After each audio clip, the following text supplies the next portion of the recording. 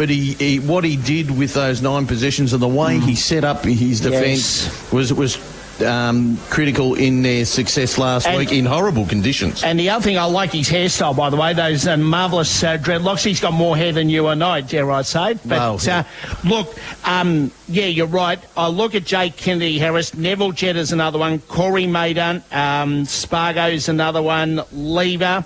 And, of course, I interviewed one of his brothers out of the Kobe victory last week, James Munro, Corey Wagman, Tom Freeman, Josh Wagner, Oscar McDonald, Oscar Baker, Jack Hutchins.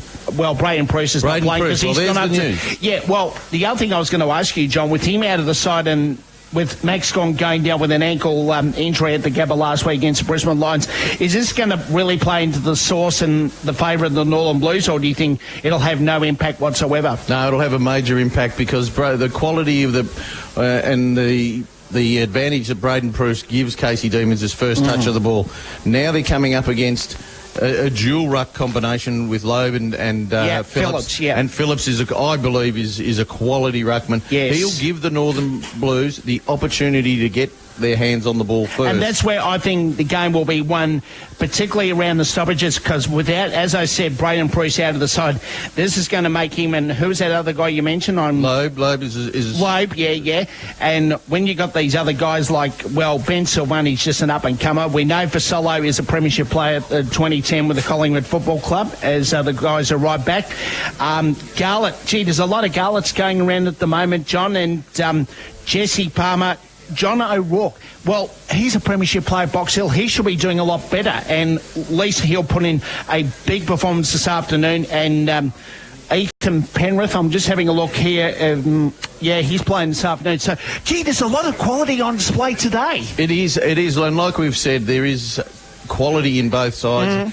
Backs against the wall stuff for both sides. Casey have got that momentum going after a couple of good solid wins. A very good win in tough conditions last week against the Box Hill Hawks. But the Northern Blues, they need to really win this game.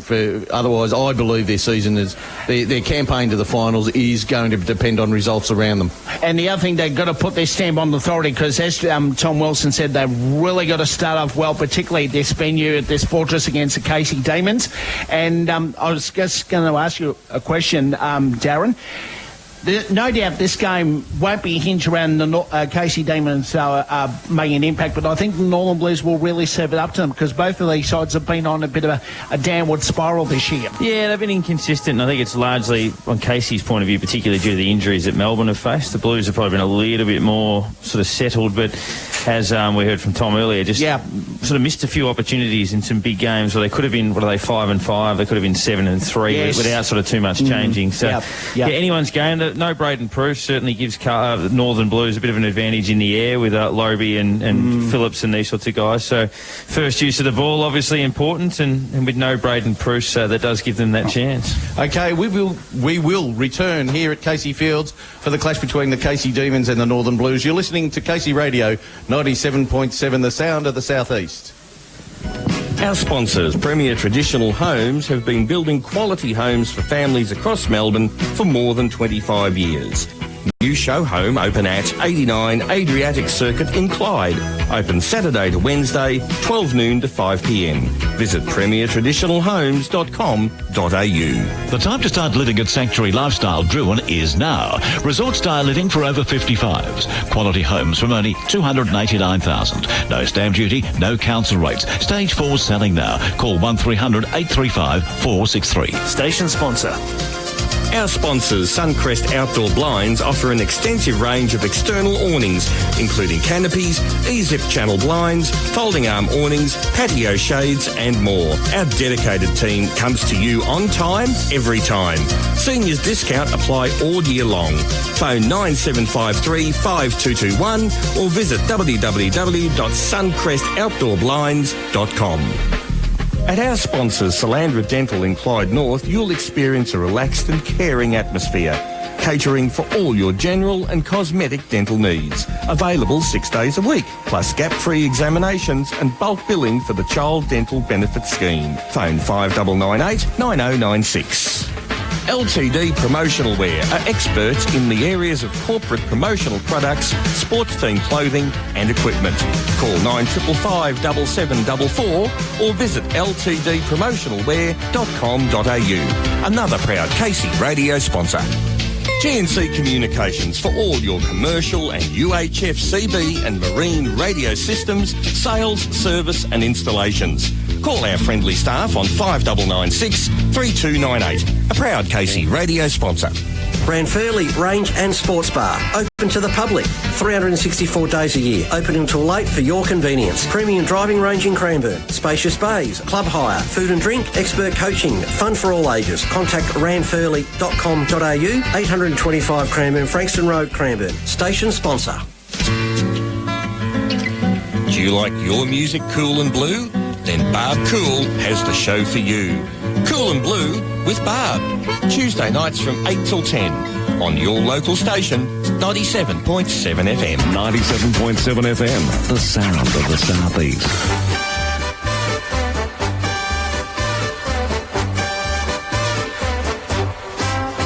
It's a grand old flag, it's a high-flying flag, it's the emblem for me and for you. It's the emblem of the team we love. We are the Northern Blues, we are the old dark Northern Blues. We're the team that never lets you down. We're the only team old Claston knows. Good afternoon, ladies and gentlemen, and welcome to Casey Fields for the big clash between the Casey Demons and the mighty Northern Blues. But the ground is bathed in beautiful sunshine. The umpires are out.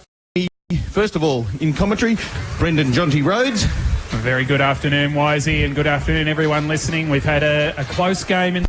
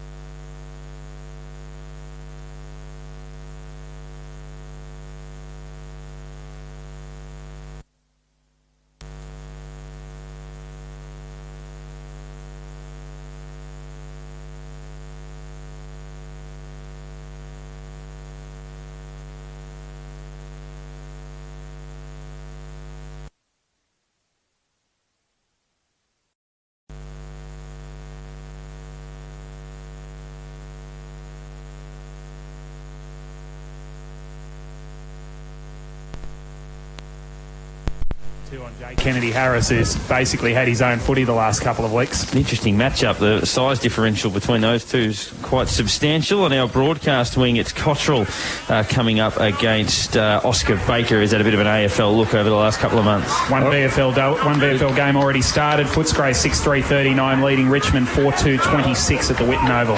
All right, ladies and gentlemen, I'll hand you over to our two callers for today, Brendan Jonty Rhodes and Darren Parkin, for the start of the clash here between the Casey Demons and the Northern Blues. Big job for Liam Buxton today. He started the season brilliantly without Braden Pruce. He gets the number one roll back, and he's up against Andrew Phillips to start it off. Phillips gets the first tap. Buxton got the second one.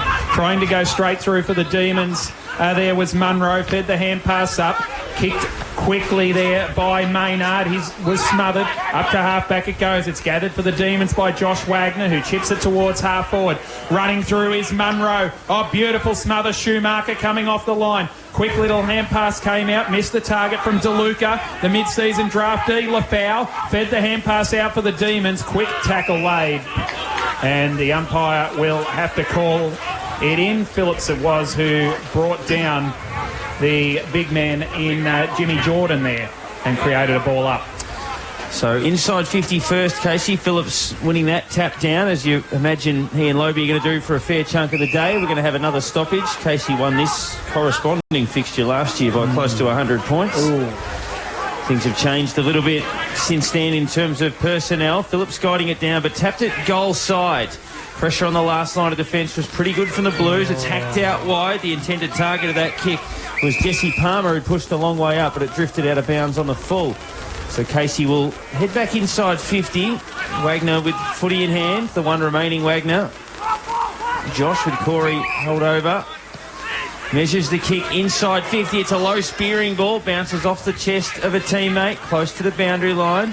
Feeding the hand pass back and now running to about 48 metres and sending a long shot at goal. Off target on that occasion was Cade Chandler, who opens the scoring for Casey. One behind, the Northern Blues yet to score. So Schumacher to bring the ball back into play for the Blues. He goes long and straight up the middle, and well done by Jake Lever. He takes a strong mark. He dominated the first half against Williamstown a couple of weeks ago before being injured. Little hand pass from Phillips. Little ball out. Unable to break clear here. Munro finally does, but he was caught straight away by Lobie. And we get a ball up. Very scrappy game at the moment, boys. They're closing down any runners. Both sides are looking to shut it down and get a lot of stoppages to see, especially the Northern Blues, to see if they can get their hands on it with the ruck advantage. So Phillips with the tap. Quick kick out of there for the Blues. That came from Cottrell. Up to the wing it goes. Going for a run is Garlett. Through the middle of the ground. He's got Fasolo at the back. Couldn't trap it. Managed to get to his feet quickly. Handball out into open space. Munro's had a lot of football early. Fed the hand pass back. That was good to McDonald. He goes to Kennedy Harris, who chips it across to half-back. Not a good kick. And it's been chopped off there by Blakey. So Blakey will go inside 50, looking for some open space, but McDonald cuts it off again, puts the body in the way, chips it out wide and finds Baker. So a couple of Oscars combined. Oscar Baker sends it down towards the half-back line. Might have been a little clip over the ear there of James Jordan, but play on's the call and it advantages him anyway. Munro, who's been busy, kick smothered down towards half-forward, riding a couple of bumps and doing it pretty well there was the foul. They'll go now towards the edge of attacking 50 and spearing a good pass into the pocket. There was Jordan, who's good hard running. Saw him get on the end of a couple of passages of play, and his ball inside 50 is found Kilty in the pocket up against the boundary. So Declan Kilty about 45 metres out. Back into the team after a stint with the seniors and then an injury. How many senior games has he played this year, Johnny? 2, I think he got, didn't he? Darren, you might know better. Yeah, I think it's 2. He's going to thought he shaped for the shot at goal. In the end, he sort of set it up towards the top of the goal square. In front and centre there was Kennedy Harris, who just read it like a bullet, flashing past, took it onto the boot, into the open goal. And that's strike one. We spoke about that matchup between Kennedy Harris and Johnson, and that was lightning quick, and it does feel like a mismatch based on that exact scenario when the ball hits the deck. But this is what we saw last week too, Pago, was the fact that he'll get into that position where he does get free, and no one seems to go with him. They just don't give him the respect he deserves. So it's a worrying signs early for the Northern Blues. If he starts to get hold of it, he'll end up kicking 3 or 4 goals today. I'm not sure I'd run as good as Alex Johnson is. 194 centimetres, chasing 173. Jay Kennedy-Harris clearly the far more nimble, and that's not factoring in that his opponents had 6 knee reconstructions. Now, well, boys, I think there is a number change from Bradkey. He's gone from 25 to 30, I believe. 20 is he 30 now? Because he was 20. He was 25, then he was 21 on the official list. You've got him wearing 30 now. One of the Melbourne officials popped his head in, but we'll try and locate him. And we love it when they change their Guernseys here at the Demons. And it's for the Breast Cancer Network of Australia today, which is a terrific cause.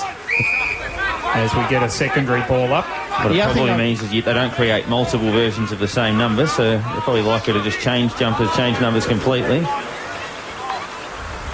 Ball up in the centre. It's camped over the top of the footy here. The Blues player in Paulson, and he's gone. Good decision, Phil. Yep. Umpires today, Robert Young in number 2, Luke Porter in 6, Braden Hunter in 7. He gave the hand pass off. It went to Jetta. Great to see him back. Kicks inside 50. Flicks out the back here for the Demons. And wrapped up pretty quickly there for Casey was the 25, and that is Bradkey. So they're changing numbers everywhere. It's one down by Buxton. Quick kick away. No mark taken by Kerr, reaching over the top. It was thumped down by Lever. Bedford got a hand pass up to Josh Wagner, who kicks into the pocket. Hutchins is forward. He's got Goddard hunting him down. And it's seen over the line in front of McCready as well for a throw in. And Jimmy Munro, boys, he's already had 5 possessions. He's in for a good day. So boundary throw in deep forward for the Casey Demons. They've kicked 117. The Blues yet to go forward. That didn't worry Melbourne University earlier today. As De Koning reaches over the top and won the tap, trying to work his way through there nicely was O'Rourke. His kick was beautifully smothered and goes over for a throw in. Phil Pearce, your thoughts at the moment? It's a lot playing in the Casey Demons forward half. The Northern Blues have only been went forward, and Northern Blues need to get it out, or as if Casey get a goal, then Bob's your uncle. So ball back into play. One down in the front spot there by Bradkey. Quick kick away for the for the Blues, I should say. Jumping high, Garlett couldn't, or Laboy it was, who couldn't take the mark. Ridden into the ground, and getting a free kick is Neville Jetta against Kim Laboy. And just on that number change, it's Aidan Quigley's 25 now. Quigley's wearing 25, yes. Okay, instead of 30. So Jetta at centre-half forward will spear it across the line. With a minute or so is Quigley to size them up and slam it into the woodwork from 45. Demons 1-2-8. Blues yet to score. 7.5 minutes gone first quarter. So the margin is 8. They've been doing all of the attacking here, Casey. The Blues just need to settle things down a little bit. Playing on from the kick in, going in the direction of Lobe, or just in front of that, trying to take the mark was De Koning. And at the end, it looks like it's going to come back. Quick hand pass out of there under a bit of pressure from Oscar Baker, who's had a little bit of the footy early. And now we'll have a bounce. So the Blues have been able to force a stoppage up to about 5 metres short of halfway. Lobe gives up front position, but with strength, just works his way to the front, then hacks it off the ground, finds a teammate's chest. It was well read coming out, though, by Jake Lever. That's what he does best, reading the play, and he takes the intercept mark. So Jake Lever, former Adelaide Crow, down towards half forward, a little bit of holding there. Play on was the call. And once again, Casey working their way forward. Hand pass towards the toes of Lobe, never ideal towards the big man. Collapses on top of the pack and forces a bounce 65 around from Casey's goal. Kerr's just got to get in front. If he's going to be playing on a quality opponent like Lever, you can't play him from behind.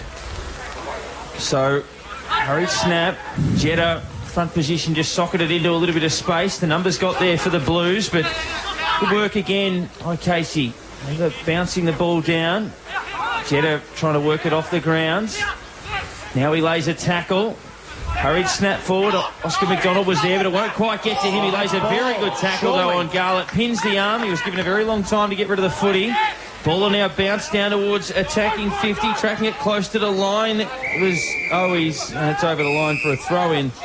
Under pressure from Josh Wagner, so the ball to be tossed back in. 35 around from the Blues goal. It's just about their first meaningful inside 50. They've gone inside the arc a couple of times, but at least now they get a stoppage to set up and try to generate a score.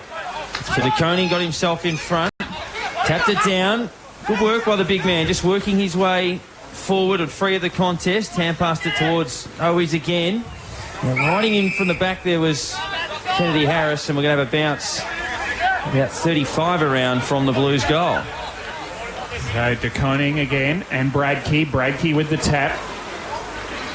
Flicked out the back by the Blues. Snap back around the corner from Velasaris up to the top of the square. Front and centre for Solo. Got bowled over, and Garlett sweeps around the back and kicks the goal. For Solo slow to get up. He got poleaxed as he tried to get the kick. The ball spilled free, and Garlett swept in from the side and put it through off the ground. Blues 1 straight 6. Demons 1-2-8. 10.5 gone first quarter, John. It's very willing, no quarter given. It's just a real good hard footy contest, and it's as we see on the scoreboard, 1-2-8 to Casey Demons and the Blues 1 goal straight. It shows that how even the pressure is. But the leading stat getters, boys, Munro with 7, DeLuca 4, Lever, Spargo, Wagner and Garlett, all 3 apiece. Around the grounds at the MCG, Nick Blakey kicked the first goal of the game. Jake Stringer and Anthony McDonald, Tip and Woody have hit back. So Essendon 2-2-14, Sydney 1-2-8. The clash on the Gold Coast just starting between the Suns and the Tigers. And Richmond's VFL side 4 goals down on Footscray at the Whitten Oval. Elbow will be having kitten. 8-3 to 4-3 in that one. Back in the middle, so the Blues get themselves on the board. Lobe did well to just sort of paddle it along in front of himself. Corey Maynard was there for the Demons to get in the way, but Velasaris, who sent them inside 50, now runs around and delivers a nice looking kick towards Fasolo, who's recovered. Goes over his head. Lever leading De Koning to the footy. Then Fasolo overran it on the second attempt. It's hacked forward. Lovely pick up in there under a fair bit of pressure by Kennedy Harris. Goes down towards centre half forward, or sort of between midfield and half forward. Casey trying to work their way through. Bedford arches the back, sends it inside 50 towards a searching lead. They've been able to create some open space inside 50, and getting on the end of it, they now bounce it down towards the goal square. Some good pressure just as Kay Chandler was attempting to run onto it in the goal square after receiving the pass from, I think it was Keelty, who was on the lead. And it's now 1-3-9 to Casey, 1 straight 6 to the Blues. So kick-in duties this time go to Finbar O'Dwyer, the Murray Bushranger. Long ball straight up the middle. There's a target there. Bradkey reaches over the top and is paid the mark. The man in front might have had a good claim on that, Lobe. But Bradkey, good grab, kicks inside 50. It's a wobbler. Lual's a chance. Chance here for the Blues. O'Dwyer fed it up. Strong tackle laid by Keelty.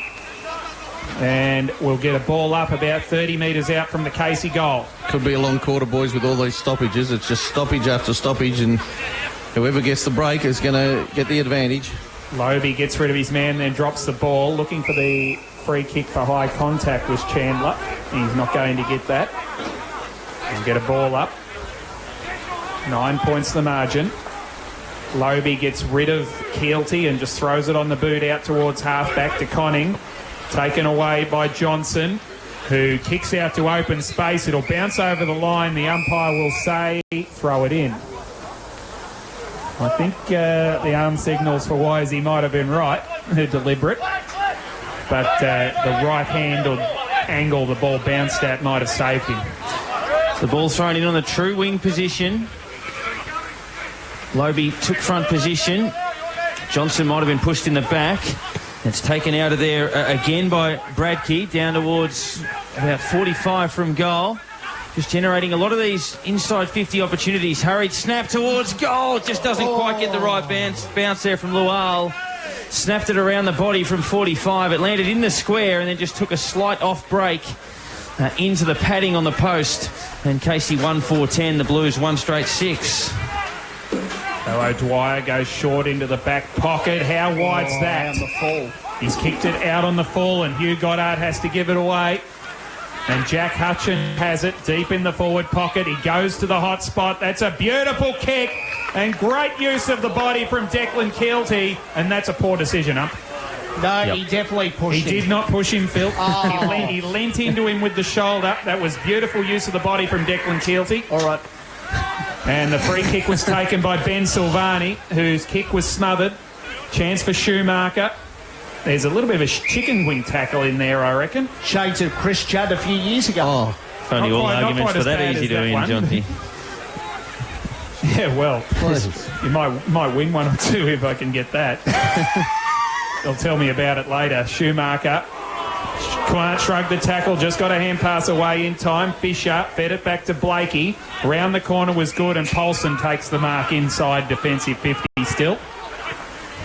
Paulson drives it long to the wing. McDonald rises over the top and thumps it away from Garlett and over for a throw in. Quarter time at the MCG. Essendon 2-3-15 leading Sydney 1-2-8. Richmond 2 straight 12. Gold Coast yet to score in the AFL. That's in about 4 minutes, so a fast start for the visitors. Lobie took it out of the ruck, but hand passed it straight to the opposition. Gordon got in there and was tackled. So the ball will be bounced again.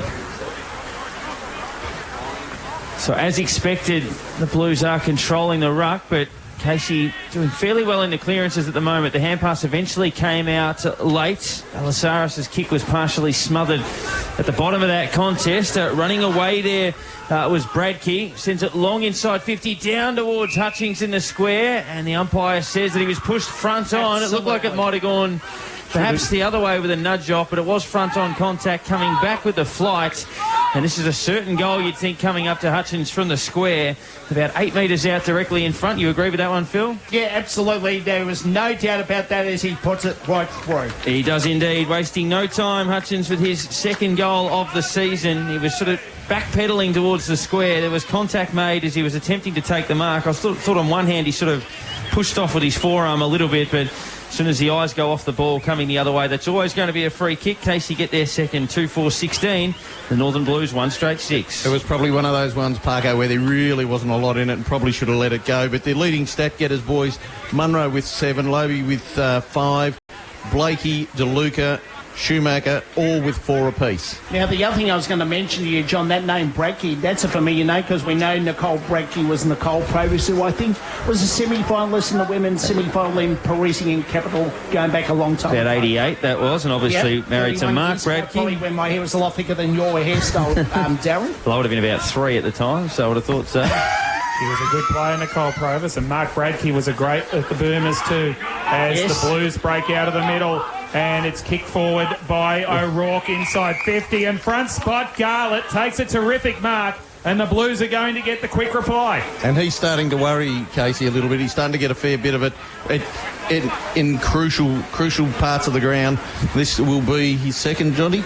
Yes, he did kick the first goal. Yep, he did too. Jared Garlett kicked 3 last week, and he's already got 2 today. And the Blues are back within 4 points. They're 2 straight 12. Casey Demons 2-4-16. 18 minutes gone first quarter. Well, very interesting. A quick reply, Phil, and that's exactly what Casey didn't want to happen after getting quite an easy goal there, and the Blues have answered quickly. Well, there's an old saying, there's a bit of tit for tat. They got an easy goal from a free kick, and Garlett got a goal out of that stoppage. And the other thing, are they cousins or brothers or what? They would be related, Phil. Oh, right.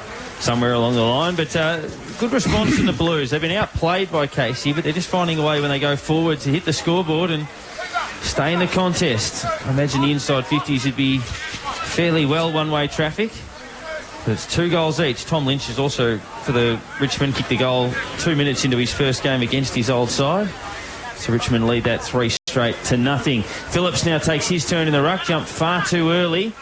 Might work out okay for them, though. Kennedy Harris coming off the wing, swooped on it, snapped towards the wall, who slipped over just as he was about to take the mark. It was an untimely slip. He goes back in after it again, puts a bit of pressure on Johnson. Good tackle again by Kennedy Harris. Spiked forward out of that contest by Oscar Baker. Blues just trying to hang on here. It's inside the phone box there at centre-half forward. Eventually it works its way to the outside of the contest. Poulsen now takes the mark on the wing.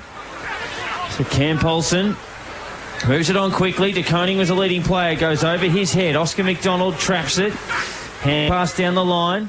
Jordan then was missed with the hand pass. It was sort of sliding inboard. Lual puts a little bit of pressure on. Paddling it forward was Corey Maynard. Now the Blues with a quick snap inside 50. Jetta standing tall. Couldn't quite take the mark. Supported by Kennedy Harris. Off to McDonald. Great pressure there by the charging player, and LeBoy, who was coming after him, put pressure on and forced an error in the kick. And now it's paddled over the boundary line. So good follow-up footy by the Blues to put pressure on, keep it in their forward line. Matthew Cottrell, the man who saw it out of play in front of Bedford. Ball to be thrown in 55 around from the Blues goal. Round the grounds, it's half-time at the Whitten Oval. Footscray 9-3-57, leading Richmond 4-3-27 by 30 points. As the umpire puts it back into play, Phillips worked Buxton out of the contest. Toe poke through LeBoy. Here's a chance for the Blues. Hand pass out to the line, Belissaris. And dumped over in a solid tackle was LeBoy, going after it again. And it's all Richmond up at Carrara, Darren. 5 straight 30 to no score in 9 minutes, mind you. It took Tom Lynch 2 minutes to score against his old team. He kicked the first goal. Now Dion Prestia has also scored against his old team as Bolton, well. Castagna, Prestia and Rioli are the others on the scoreboard for the Tigers. Gee, there's a lot of Gullets and a lot of Riolis going around these days, BJ. Well, when they're as good as that, I'd get them in too, Phil. Umpire puts it up in the air, one down by Lobey. Almost short-armed that did Jono O'Rourke, and it's kicked clear by Jordan. That player didn't short-arm. It's a very good mark by Andrew Phillips. And he was tackled from behind by Lafau, who thought he was playing on. And Phillips pulled up just in time that he wasn't called, and he gets the 50. And he'll go a long way to kicking this. I reckon they'll have beautiful on kick of the this footy. one. That's one of the ones we were talking about from a couple of weeks ago, but I reckon 50's a fraction harsh for that. Yeah, that's a 25 potential, that one, because he did make as if to go, didn't he? He just and the player's instinct suggests they're going to tackle there. Yeah. If he'd waited another step, then Phillips is gone. 50 to me is if you flatten someone after they've taken a mark, or you belt them or something like that. Nothing like that. There's been a long push, basically ever since the 50 came in 1988, to have a shorter version. As Phillips from 30 out straight in front, drives it through, a confident kick for the Big Blue.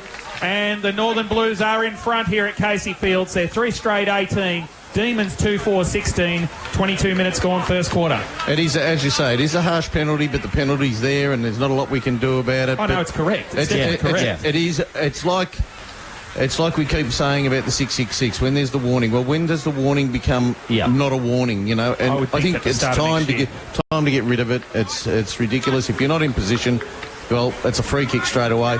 That, really, they've got to be a little bit lenient, Phil. John, I'm glad you brought that rule up, and I would totally agree with you with this, because I'm really sick and tired of it. I don't think they'll change it in season, because they reckon it could change things it also in involves an uneven competition. Also involves admitting an error, which they don't do very often. So, but at the start of next year, I would think there would be a free kick immediately. Yeah, we saw it. And that's the right time to do it. We saw it late in that Carlton Fremantle game last week. Another free kick to Phillips. Advantage will be paid. In fact, it's another 50-metre penalty, which is an interesting one. 50 when advantage had initially been paid. So I'm not sure what the infringement was for, Phil. Did you see that? Yeah, there was a bit of verbal said to the umpire, probably offensive language, so we just got to be aware of that. And it's a carbon copy, because Fisher was breaking away from the stoppage, but it'll go back to Phillips, who will line up from 40 metres out, 35 metres out directly in front, almost exactly the same spot to which he kicked his last goal. So Garlett's got 2. Phillips could have 2 in a moment, and a costly couple of minutes for the home side. And Phil's exactly right on that. Sorry, John. It was Liam Buxton who the umpire turned back and gave the signal to. So unnecessary, given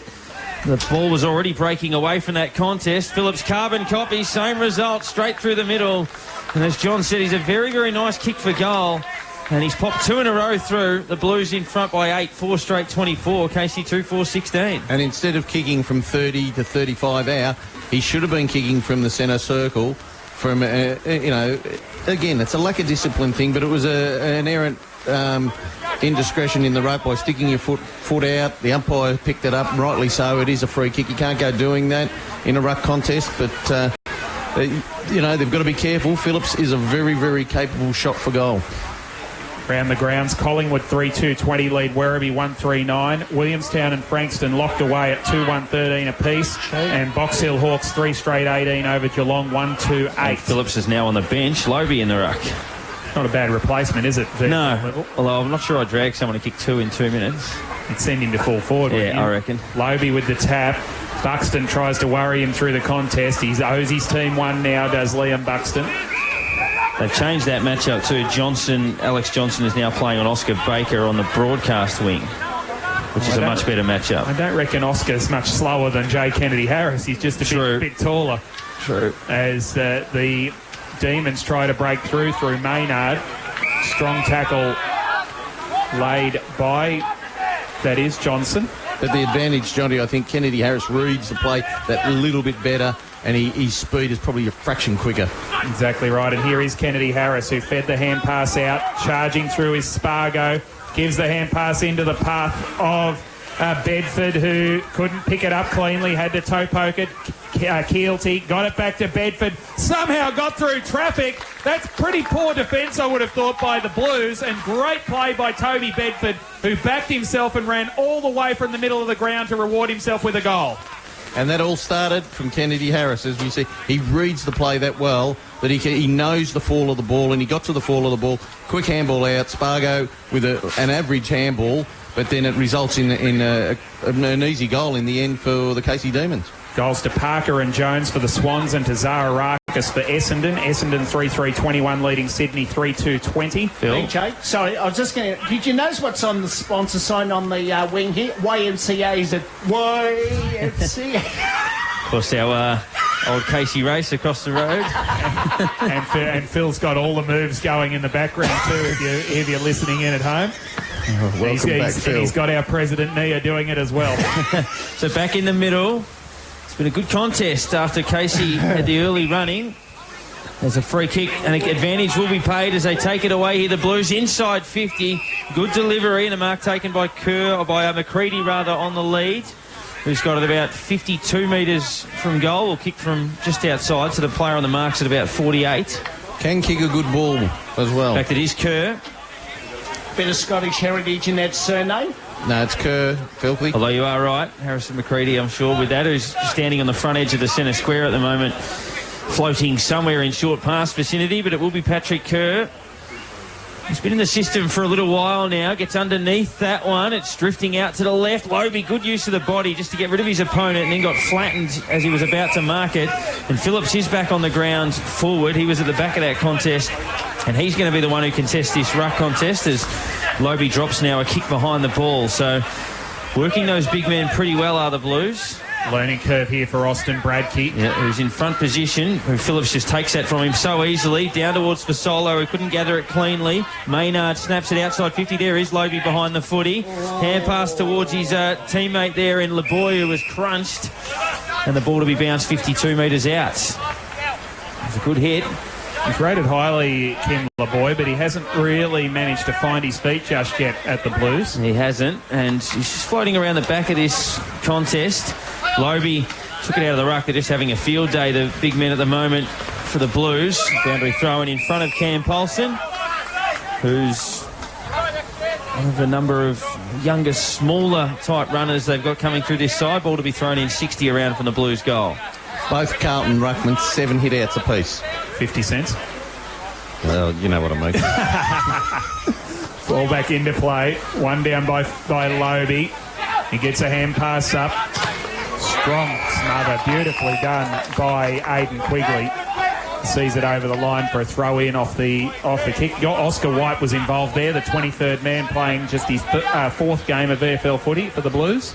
It was Paulson's kick who was smothered. So boundary throw-in. And neither ruckman are able to get to it. Schumacher at the fall of the ball sends it towards half forward. A bad bounce for Owies. Charging through is Paulson with pace. Strides in towards goal and probably should have finished better than that, Cam Paulson. He misses to the near side. He had a little bit more time, and that comes from not having the talk around you, but he had the time where he could have just had that little bit more composure to put it through. So Oscar McDonald kick it in. 29 minutes ticking past in this last quarter. They trail by 3 points. He plays on. Goes looking there towards Bradkey, but all knocked down and ball to be thrown again in front of our broadcast position.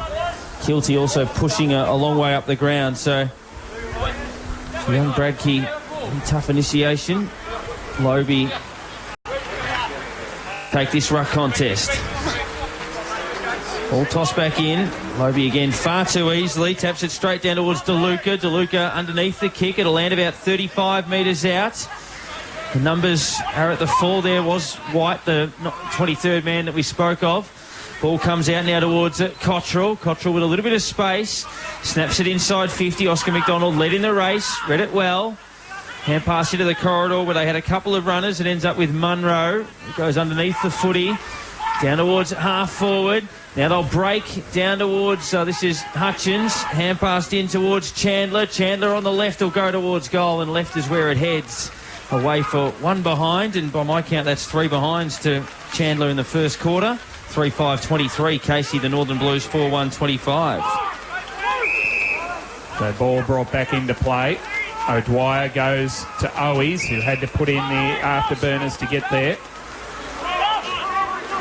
Owies chips over the top, and he's out on the full is Paulson. He's not happy, but he's got to give the footy over to Neville Jetta. That's 3 times they've done that on this side, BJ. Something they've got to work on, Phil. Wish I was coaching, except I'm sitting up here. You might have to go and offer. I'm sure Josh Fraser will be happy to hear from you. Up towards full forward. Here's a chance back front and centre. Great kick, just scraped the post.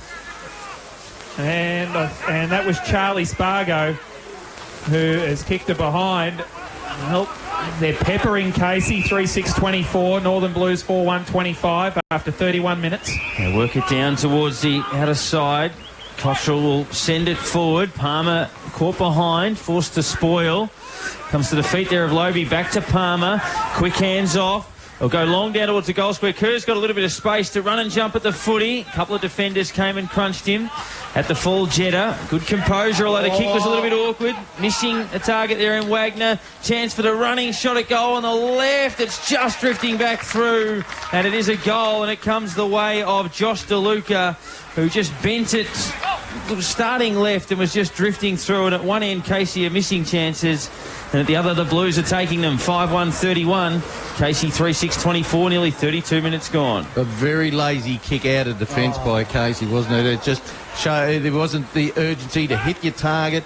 You just take it easy, little chip kick over the top and not put the effort in. That's what will happen every day of the week. I just disappointing from the Demons there. They could have really had the run and set it up to probably get another goal before the quarter-time bell. That's the sign of a player. Wasn't it? The sign of a player that's been out of the game for a while, and Neville Jetta just mistiming that kick. Yeah, a bit cute. Trying to just screw it back around the corner in a dangerous position. He pays the price. Zaharakis has kicked his second for the Essendon. They lead by 7 points at the MCG as DeConning wins this tap. It's a 3-on-1 ruck contest, really, as the Demons will break clear, however, through Maynard. Tumbles it to half forward. White goes straight through. Throws it on his boot as he was losing possession of the ball. Thumped down to ground by Vella. Chance for Maynard. Swept the hand pass out wide. Dodging, weaving. Spargo. Great work it was until he had to kick the football. Strong tackle laid inside 50 for the Blues. As by Bedford for the Demons, in fact, on the Blues player charging out of defence. And he's done a boot as Schumacher. He has to go out and sort that out. Dumped in a big tackle was Fisher. Dumped in a big tackle was DeConning. Trying to work his way through there is Lafau. He was dumped by Silvani. And the umpire says the third one is holding the ball, and the Blues will get the free kick through Silvani. But he won't take it because it is quarter time here at Casey Fields, and the Northern Blues have taken their opportunities, and they've taken a handy 7-point lead at the first break. Northern Blues 5-1-31, leading Casey Demons 3-6-24. Thanks to our station sponsors, Prestige Hino. For the Blues, 2 goals each for Jared Garlett and Andrew Phillips, and 1 to Josh DeLuca. And for the Demons, Jay Kennedy-Harris, Toby Bedford and Jack Hutchins have kicked the goals. 7 points the lead for the Northern Blues at quarter time. All right, and we will be back after this short break. You're listening to Casey Radio 97.7, the sound of the southeast. The City of Casey proudly supports Casey Radio 97.7 FM.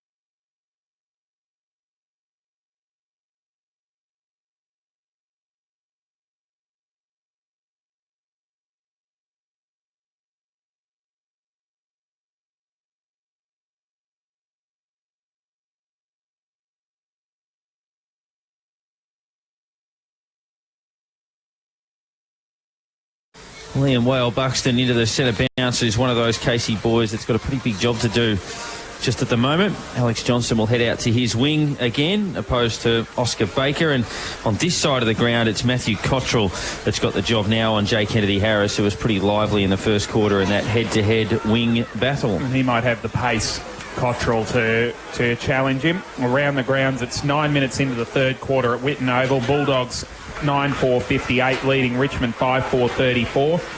Early doors in the second quarter, Collingwood 5-2-32, Werribee 2-3-15.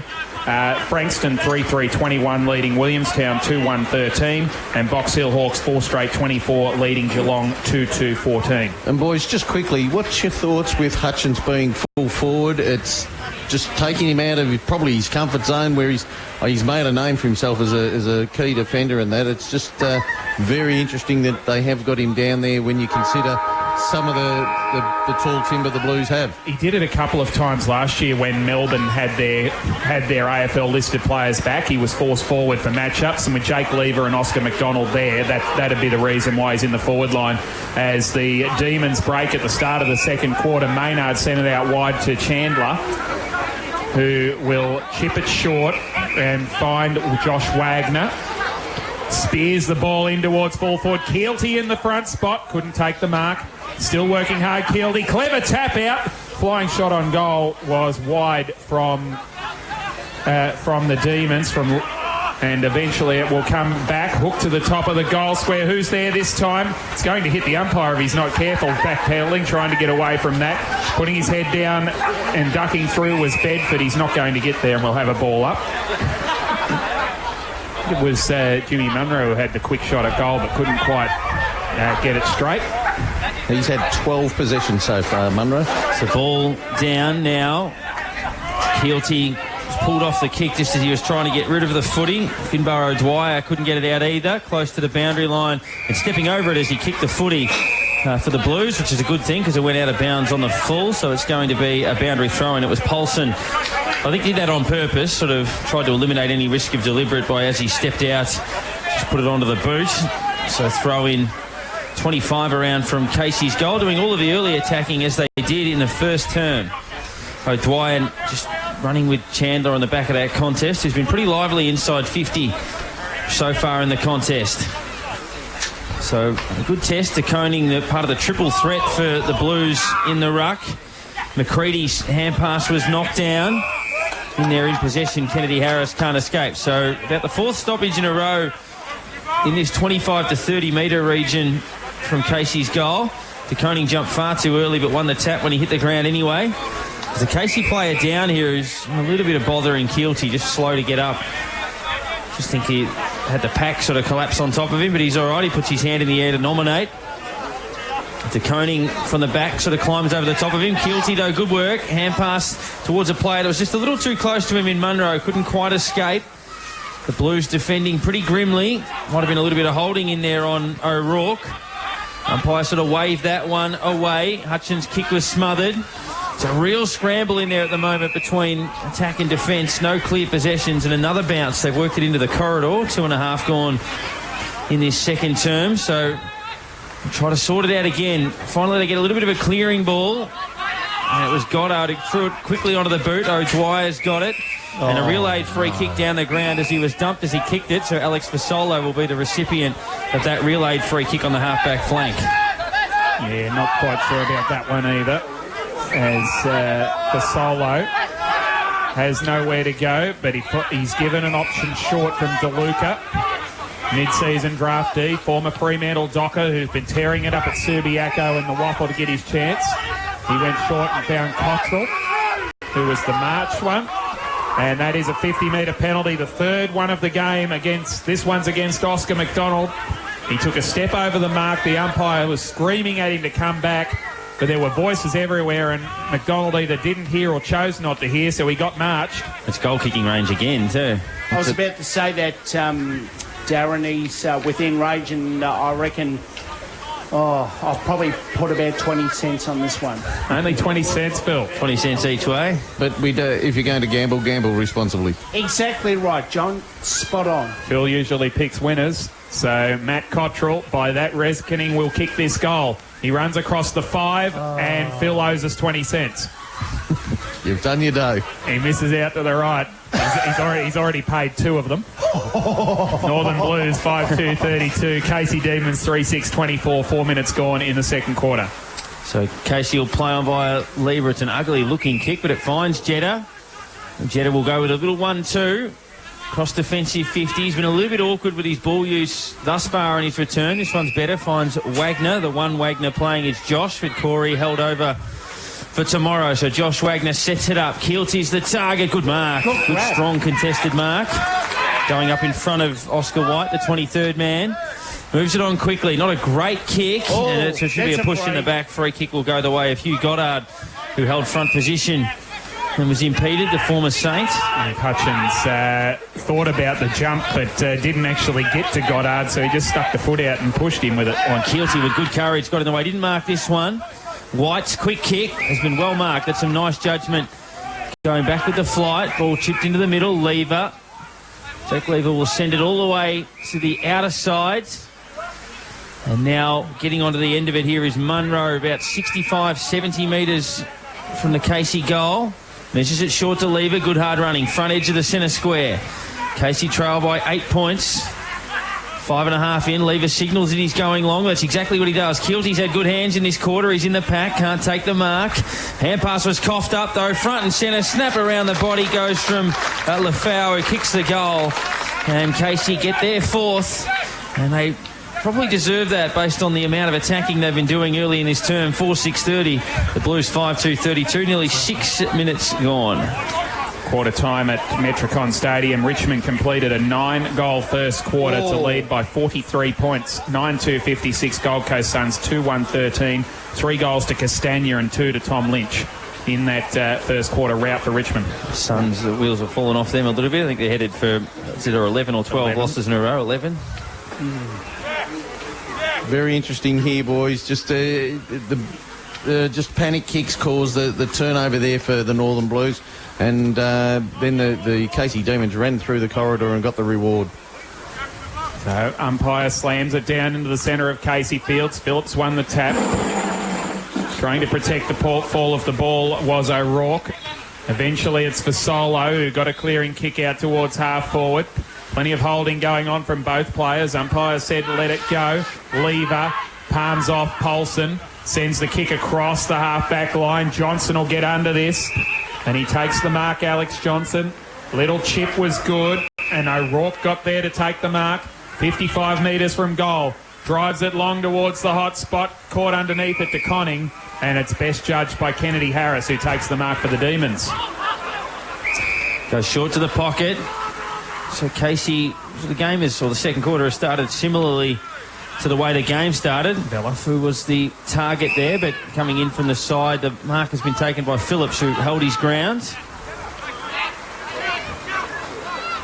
So Phillips will send the Blues back inside, high and wide, and killed over the boundary line for a throw-in. Just interesting, boys. Munro's had 15 disposals. He's had 6 kicks and 9 handballs, but only 2 tackles, and he is renowned from being a tackling machine. He is, but if you've got the footy, you can't tackle. He's had a lot of the footy. Yeah.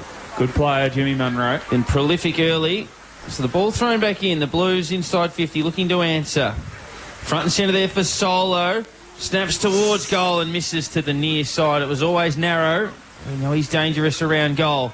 So 5-3-33 to the Blues, 4-6-30 to Casey. Half-time at the MCG. Essendon 4-5-29 leading Sydney 3-6-24. The Swans with 4 behinds to finish the quarter. As the ball back into play is marked by... It is Collis coming out of defence. And he got unloaded after he got rid of the ball, and the umpire ignored that one. It came up to the wing, and we'll get a ball up. Well, wasn't a free, John? That was much more a free kick than the previous one. I think he just missed it, Phil. As one that down the tap did Phillips. Ball flicked out the back, and the umpire sees a high tackle here. Free kick to the Blues. And it's going to Fasolo. How many for Fasolo, John? Because he's had his moments. He's had 6 possessions. Short That's ball. a lot of his quality. Jean-Luc Velisaris. There's a nice French name for you, Phil. He went across the half-back line to Silvani. Sent it out wide. There's a nice Italian name for you, Phil. Yep, And it's taken by White. The grandpa as well. White brought it back inboard to O'Dwyer. There's a nice Irish name for you, Phil. Don't start. Up towards half forward. Here's a chance for the Blues. Kick into the pocket, and LeBoy takes the mark. What would we call Lobie? What would be the origins of Lobie? French. Bit French. Lobie. Yeah, Lobby. Lobby. Say something Lobby. nice. Tour de France tonight, Billy's exactly. saying. How's Richie Port? Richie Port.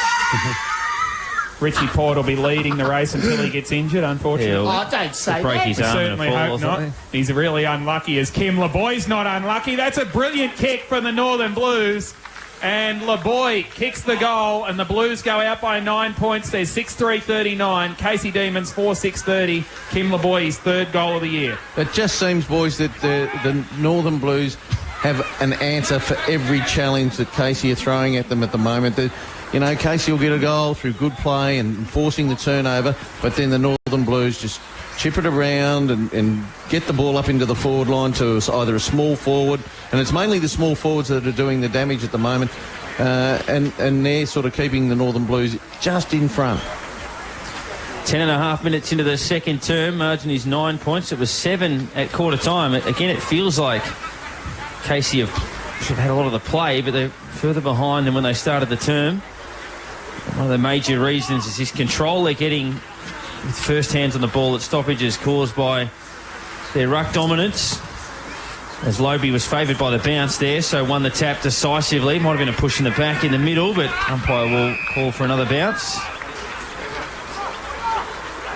Picking himself up there is Chandler, who I thought got into the back of Jono O'Rourke, the former Hawk and Giant. Paulson was there, but he was stripped of the football. So inside 50 they go. It's a wobbly, ugly-looking kick, but if you play in front, you can certainly get on the end of those, and that's exactly what we've seen from McKelty Lafau, who kicked the goal about 5 minutes ago, who will now line up for his second. Important, this Lafau. He's lively, isn't he? He doesn't necessarily get a lot of the football, McKelty Lafau, but he's dangerous, and he averages a goal a game, and he can have 2 here like he got last week. Well, he kicked one with a front and centre. Now he goes to the deliberate set shot. Hasn't made too many problems with that one. Nice looking kick, and he becomes the first Casey Demon to be a multiple goal scorer this afternoon. His second, their 5th, 5-6-36. The Northern Blues 6-3-39. 12 minutes gone, second term. He does present well for a key forward. He's got the pace. He's got a good forward body. Lovely finish of the ball, but I'd love to see him have a breakout game just for his own confidence, where he kicks 3 or 4 and just grabs hold of a game at crucial times. Good size, 195 and 96 from the Mornington Peninsula, Crib Point originally. A local boy. Yeah, out of New Zealand originally. Oh, we're McKelty mentioning from Lafau. New Zealand. Waikikapaki. Dennis Lilly's hometown. I thought you were going to say Waikikamu cow. No, that's just down the road. That's where his first cousin's from. Ball thumped into the ground by Braden Hunter, the umpire, as the Demons need to keep working here, and it's with Stockdale, who chips it out wide. That was a good kick. Chandler ran hard to provide the options. Chandler under the scoreboard, goes short, finds Josh Wagner, just starting to work his way into the game. Stockdale followed up nicely to get the footy back. Couple of kicks from home is Corey Stockdale, long and high inside 50. Lual in the front spot. Schumacher, big and strong. Thought he took that mark. Umpire said no. And eventually it will be a ball up. Umpire Young crosses his chest. Richmond on track to break the AFL scoring record. They kicked another one in the second quarter, so they're up by 49 points. Yep, they've scored 9 points more than Essendon and Sydney combined. Oh, right. So they're beating all three. In a quarter less. They're pretty much beating every other side playing today. Here goes the Demons. This is Spargo, who bounced off one, bounced off 2, touched on the line. Finbar O'Dwyer got back there and managed to see it through. Spargo's second behind of the game. Certainly lively. Schumacher, one with the German name this time, goes up the middle. They're all there, aren't they, the Blues? Caught. And we're going to have... Good to see the young Schumacher boy into the Formula One ranks as well. Yeah, dare I say, what's happened with Michael Schumacher? They're very guarded. No, they're Darryl? very, very guarded with his state. We know he's... The latest was he was awake. Yeah, he's still with us, but the family's quite secretive with some of that sort of stuff, and fair enough, as Paulson hacks it forward, but the mark is taken at centre-half back. Lever brings it out wide to Oscar Baker, who's wanted the hand pass over the top and eventually did to a fellow Oscar McDonald, who was blindsided, caught and holding the ball. Alex Johnson nabbed him and lets him know about it as well. Oscar McDonald slow to get up, just testing the boundaries of the umpire's patience a little bit. Alex Johnson with the free kick. That wasn't great from the often Melbourne defender. Short ball finds Patrick Kerr. Kerr will go up towards attacking 50 at the back. No mark taken. And Casey will attempt to clear. Just sort of paddling it along in front of themselves as they clear defensive 50 momentarily. Quickly was in there. Quick snap by Jordan. Standing in the way is Goddard. Goddard's kick was smothered, and you could hear the slap through the effects, Mike. It was a good hit. Hutchins hand passes it off to Lafau again. He's got an open goal ahead. He takes on a couple of tackles. Just got the hand pass away. Now Hutchins comes through. Little dinky kick over the top. Showed a bit of it to the defence, but Spargo was able to just keep his eyes on the footy, jump in the air and take the mark, largely uncontested. He's had a couple of hurried, scrambled shots at goal, Charlie Spargo. Now he gets the chance for a deliberate set shot. Great work there by the Casey defence to smother that kick from the Blues. And now they've got the opportunity to hit the front. And Look how tiny his legs are, John.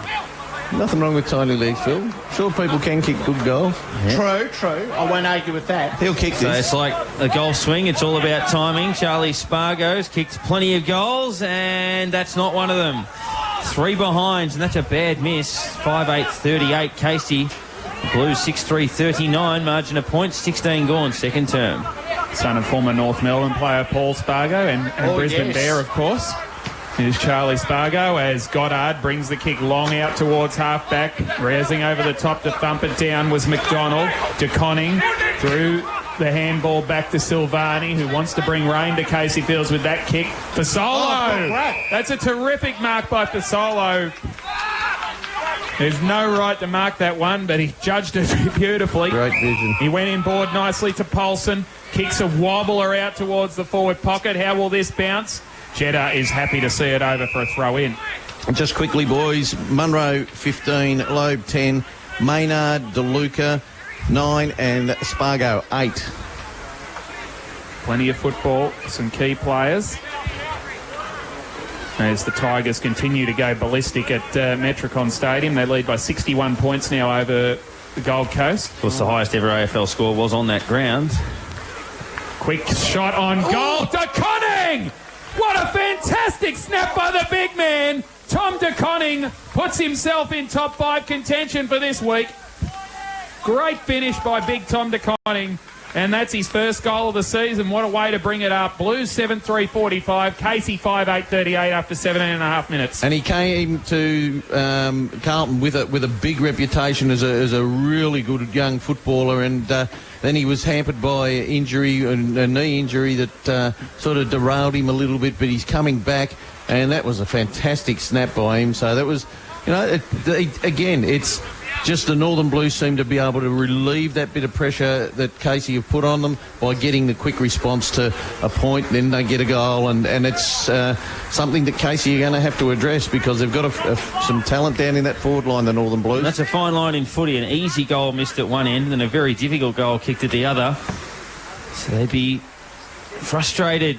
Certainly would Casey. Taken out of the middle here by DeLuca, who's one of their goal kickers. It's a nice clean clearance. Goes inside 50 for Solo. Takes the mark. Used the body very well. Was caught behind. Just worked his opponent under the footy. Read it well as it was coming through the air, and a chance for back-to-back goals. How old is Alex Fasolo, by Alex the way? He must be 30, wouldn't he? He's only 27. 27? Yep. Gee whiz. Turned 27 about a month ago. Oh, same month as me. So Alex Fasolo looking for their 8th. One thing is a very nice finish, Jay. He's kicked plenty of goals in his life. And he's got another one here. The boy from Western Australia, and Northern Blues go bang, bang, and lead by 13, 8-3-51. Casey 5-8, 38, 19 gone in this second term. And great work from DeLuca. He just looks a complete footballer, DeLuca. Where, he got the ball, he composed himself coming out of the centre, and really was a lovely delivery of the ball as a forward. That's how you love your midfielders, to deliver it.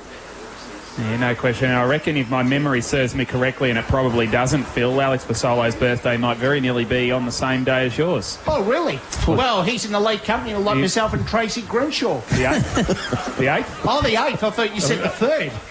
You're the 3rd, were you? Yeah. Okay, I thought you were the 8th. You must be half asleep. No, I just said, I said if my memory fails me, and it probably will. And it did. Away come the Demons out of the centre through Maynard. Kicks to half forward. That was really well trapped coming off the line for the Blues. Ball cleared out to the wing with some pace. Here is LeBoy. Stops, props, and then goes with a dinky little kick that he could have handballed it further in his sleep. And he sold Phillips into trouble. He had to handball it over the line for a throw in. So Phil shares a birthday with Tracy Grimshaw. Do you guys know who you share a birthday with? Anyone of note? Who? Don't know. Paul McCartney. That doesn't get much better than that. He's straight on there. Danny DeVito for me. I just showed my age when Bailey Schmidt, who's playing first ruck for Frankston's, born 20 years after me on the day. As Kennedy Harris threw it, and the umpire was on the wrong side to see that. Kennedy Harris had another go. Bedford's in there as well. Ball slapped to ground. Schumacher's caught, jumped over the line in a good tackle by Bedford for a throw-in. Richmond 13-3-81, Gold Coast 2-1-13 at the 10-minute mark. Certainly on track to be 100 points at half-time. That's a whitewash. I'll ask you a question about that game in a minute, boys. Kane Lambert's kicked 3 goals in the second quarter too in that game. Ball back into play, one down by Phillips, fumbled by Buxton, left behind from Baker. Little hand pass came through Maynard. Kennedy Harris flipped it out wide. Clever work by Munro. Got it back from Baker. Gave it back to Baker. Good footy. This is dangerous. Josh Wagner kicks towards full forward. Keelty coming in from the side. There's a free kick for high contact. It's going to the Blues against Declan Keelty, and it was McCready courageously coming back with the fly to the ball who earns that. Yeah, and fair enough. It was a great run of play by Casey. Short ball finds O'Rourke. O'Rourke had an interesting career through his footy journey. Was looking for Gala that goes longer than that, and taking a mark unopposed is a man who's been very influential. Andrew Phillips kicked 2 goals in that first term. And they're controlling the air. So Phillips down the line looking for the other ruckman in Lobie. Free kick against Kerr for disposing of his opponent a long time before the ball arrived. So Oscar McDonald will be the recipient of that. He doesn't agree. He's just letting the umpire know he bumped into me. Three-quarter time at Whitten Oval. Footscray 10-5-65, leading Richmond 6-7-43. So Oscar McDonald doesn't have a lot of options to kick to. Went for Keelty was at the back. Goddard was at the front. Who's having a good... Goddard, who ruptured his Achilles at the Adelaide Oval playing for the Saints in 2016, which completely derailed his career. And he played... He hasn't been back at senior level, has he? I think he might have played one game against Hawthorn late last year, perhaps. Taken there off the front of the pack. Andy Harris goes down towards the foul. He kept it in play. McCready happy to oblige. Hand passed over the top. Silvani down the line. At the back. Numbers were with Casey, but Garlett, good control. He'll be doing well to keep this in play. Snaps it close to the boundary, and Oscar McDonald makes sure it goes out off hands, but a good result for the Blues. Boundary throw-in just forward of the interchange gates. They lead by 13 points. And Jimmy Munro still dominating the stats. 16 disposals, Maynard 11, DeLuca and Lobie 10 apiece. Collingwood 6-4-40 lead Werribee 3-7-25. Box Hill 6 straight 36 over Geelong 3-5-23. As the ball comes back into play and the Demons go forward through the agency of Jordan. McCready will run onto the footy, puts the hand pass into the path of Cottrell, whose handball, well, it created a task for Fisher, who was up to it until the kick got smothered. Lobie sends it up to half forward. Phillips couldn't take the mark. Lever tries to work his way through, brought down in the tackle by Cottrell. That was good. Flicked out the back, it went. Wagner couldn't get it clean, and the umpire will have to sort it out. It's as bad as he early days of the Gold Coast Suns at the moment. Another one to Richmond, 14-5 to 2-1. Shea Bolton, he's got multiple goals as well now for the Tigers. Sam Fisher with a hand pass out the back. Cottrell caught by Bedford, got a hand pass off to DeLuca, flicked it over the top to Blakey, swings around, kicks on the outside of the right boot, tries to put it into the path of LeBoy. Hand pass back inboard. Jordan sent the kick clear up towards the wing for Casey. Arriving is Hutchins. Beating him for the footy is Blakey. Hand pass back inboard. That was good footy by Keelty. And the Northern Blues will win it again. Young White to Belissaris. Got it back to McCready. Loops the hand pass back to halfback for Silvani, who sends it out wide and finds Goddard. So Goddard into the middle. Finds his target there in Belissaris. Has had a few possessions in this recent exchange. It's a risky kick out wide. O'Dwyer was caught behind. The numbers were all with Casey. O'Dwyer was a good tackle, but they'll still get away. Little bouncing ball there from Kennedy Harris down towards the field. Back to Kennedy Harris, 50 metres out. We'll go towards the top of the square. It's a 2-on-1 in favour of the Blues. And a good mark by Schumacher. Coming across, sends it out wide to Cottrell. Cottrell on the outer side wing will draw the player, go over the top. Stepping back inside there was O'Rourke. O'Rourke into the middle of the ground. And the ball will come back. Wagner swoops on the loose one towards Stockdale, and now it goes out wide. So Casey have it outer side wing, 25 minutes into the second term, trailing by 13 points. Low spearing ball was pretty poor, and it's been turned over straight to O'Rourke. Goes back towards half forward. Kerr on a long lead. Drives it long inside 50.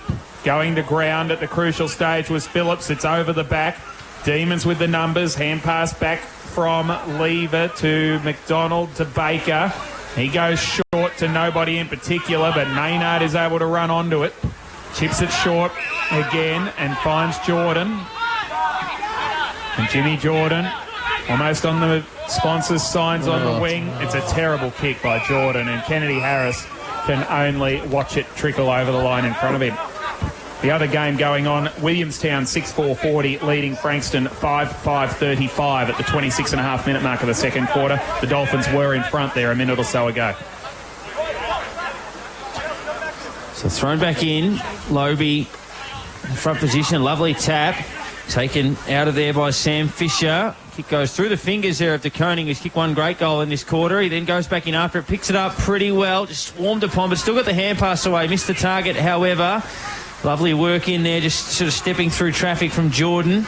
They'll go down towards half forward. Lafau had a very good quarter. Pops it over the top with a pretty ordinary kick. Tracking onto it there is Blakey. Traps it for Carlton. And they've got, for the Northern Blues rather, they've got plenty of options on the outer side wing. And the kick was smothered. It ricochets straight back to Owies out there. And dribbles a little scrubber down towards half forward. Now, a lot of pressure being applied by both sides. As we're in the latter stages of this second quarter, the Blues will be pretty keen to hold on to this advantage. Just forward to the wing position will have a bounce. Margin is 13 points. So, work to do here for the Casey Demons still. As Lobie just got a little tap. Fisher's been pretty quiet, I'd reckon, John, for a prolific scorer, possession winner. 8 possessions. So just 8 midway point of the set, or late point of the second quarter. So it's well down on his average of about 29. It's a free kick to Josh Wagner on the half-back flank for the Casey Demons. He sends it long down the wing, and Keelty set to fly. He had to make the spoil on Goddard. Brought the ball to ground. Here's a chance now for Paulson, wrapped up in a strong tackle by two Demons. And the umpire calls for the footy. Just quickly, boys, Munro 16, Maynard 13, Kennedy, Harris and DeLuca and Lobie all 11 apiece. De Koning with the tap this time. Cottrell threw it on the boot. Up and under, high ball towards half forward. That's a great mark in the front spot for Casey. Taken by Lever, who asked for a 50-metre penalty. And he's got to go behind his line after taking a mark on the half-back flank. That's one I don't necessarily understand, Parko. No, it's not like he can have a shot. Short ball finds Chandler. It's just a method to slow the game down, isn't it, from that is not necessary It's all almost like the the time. umpire wants a breath or something. Yeah, Jimmy Munro receives and goes back out to Chandler. Right underneath the scoreboard as we tick towards 29 minutes. There's been, I was about to say there's been 3 goals to 2, but it is a short quarter as far as VFL quarters go at 28 and 54. And the Northern Blues have had the best of it again. They've won a second term in a row, and they lead by 13 points on this tough trip out to Cranbourne. A chance to resurrect their season. They're 8 goals, 351. Casey Demons 5-8, 38. Goal scorers 2 goals each to Jared Garlett and Andrew Phillips, and singles to Tom DeConning, Alex Pasolo, Kim LeBoy and Josh DeLuca. For Casey, 2 goals to McKelvey Lafau and singles to Jack Hutchins, Toby Bedford and Jay Kennedy Harris. A 13-point lead to the Northern Blues at half-time, John. And still a very tight contest, and it could go either way, but it just gets the feeling that the Northern Blues are starting to get the momentum swing well in their way with the dominance in the ruck, and their outside and mids are starting to really take control. But there's still a lot of football left in this game. Your leading possession getters, Jimmy Munro, he's on 35 to 40 possession pace. He's had 17 possessions so far. Maynard 13, Kennedy, Harrison, DeLuca and Loeb 11. Jordan 10, Wagner 10, Cottrell 10 and Schumacher 10. We'll return here at Casey Fields after the halftime break with Northern Blues 8-3-51 and the Casey Demons 5-8-38. You're listening to Casey Radio 97.7, the sound of the southeast. The City of Casey proudly supports Casey Radio 97.7 FM. Ranfurly Range and Sports Bar. Open to the public. 364 days a year. Open until late for your convenience. Premium driving range in Cranbourne. Spacious bays. Club hire. Food and drink. Expert coaching. Fun for all ages. Contact ranfurly.com.au. 825 Cranbourne, Frankston Road, Cranbourne. Station sponsor. GNC Communications for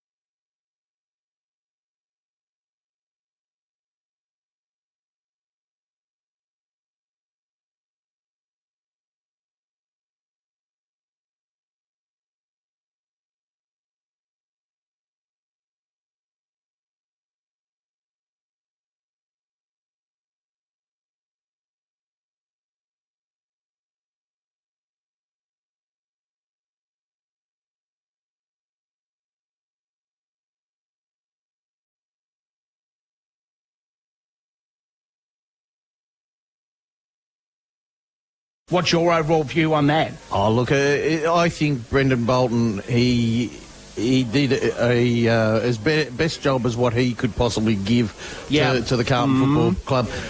Not being inside the club, I think Brendan Bolton, I think, was a very good teacher of players. But David Teague has been well documented, has given the Blues that freedom to play, and I think that may have filtered down through to the VFL side. So, look, I don't think you can draw too many parallels with the AFL list and the VFL list. I think if you look at the Northern Blues list, they've got a lot of players who are probably borderline between the two. Casey Demons have probably got lesser amount that are borderline. But I think when you've got ruck stocks that the Northern Blues have that are more than capable of playing at AFL level, and Phillips has played at AFL level before for the Blues, that's a big key factor in your dominating a game, getting first touch of the ball. Absolutely it is, and Richmond, the first team since St Kilda in round 22 of 2012, hit 100 points in the first half, 16-7, 103. To the Gold Coast 3-1-19. Sydney lead Essendon by 9, as we said, and a big second half getting underway here at Casey Fields, Jonty. And umpire Braden Hunter doing the job with Luke Porter and Robert Young. Ooh. And Braden Hunter will have to call that one back. Just quickly, boys, where does that leave Stewie Jew?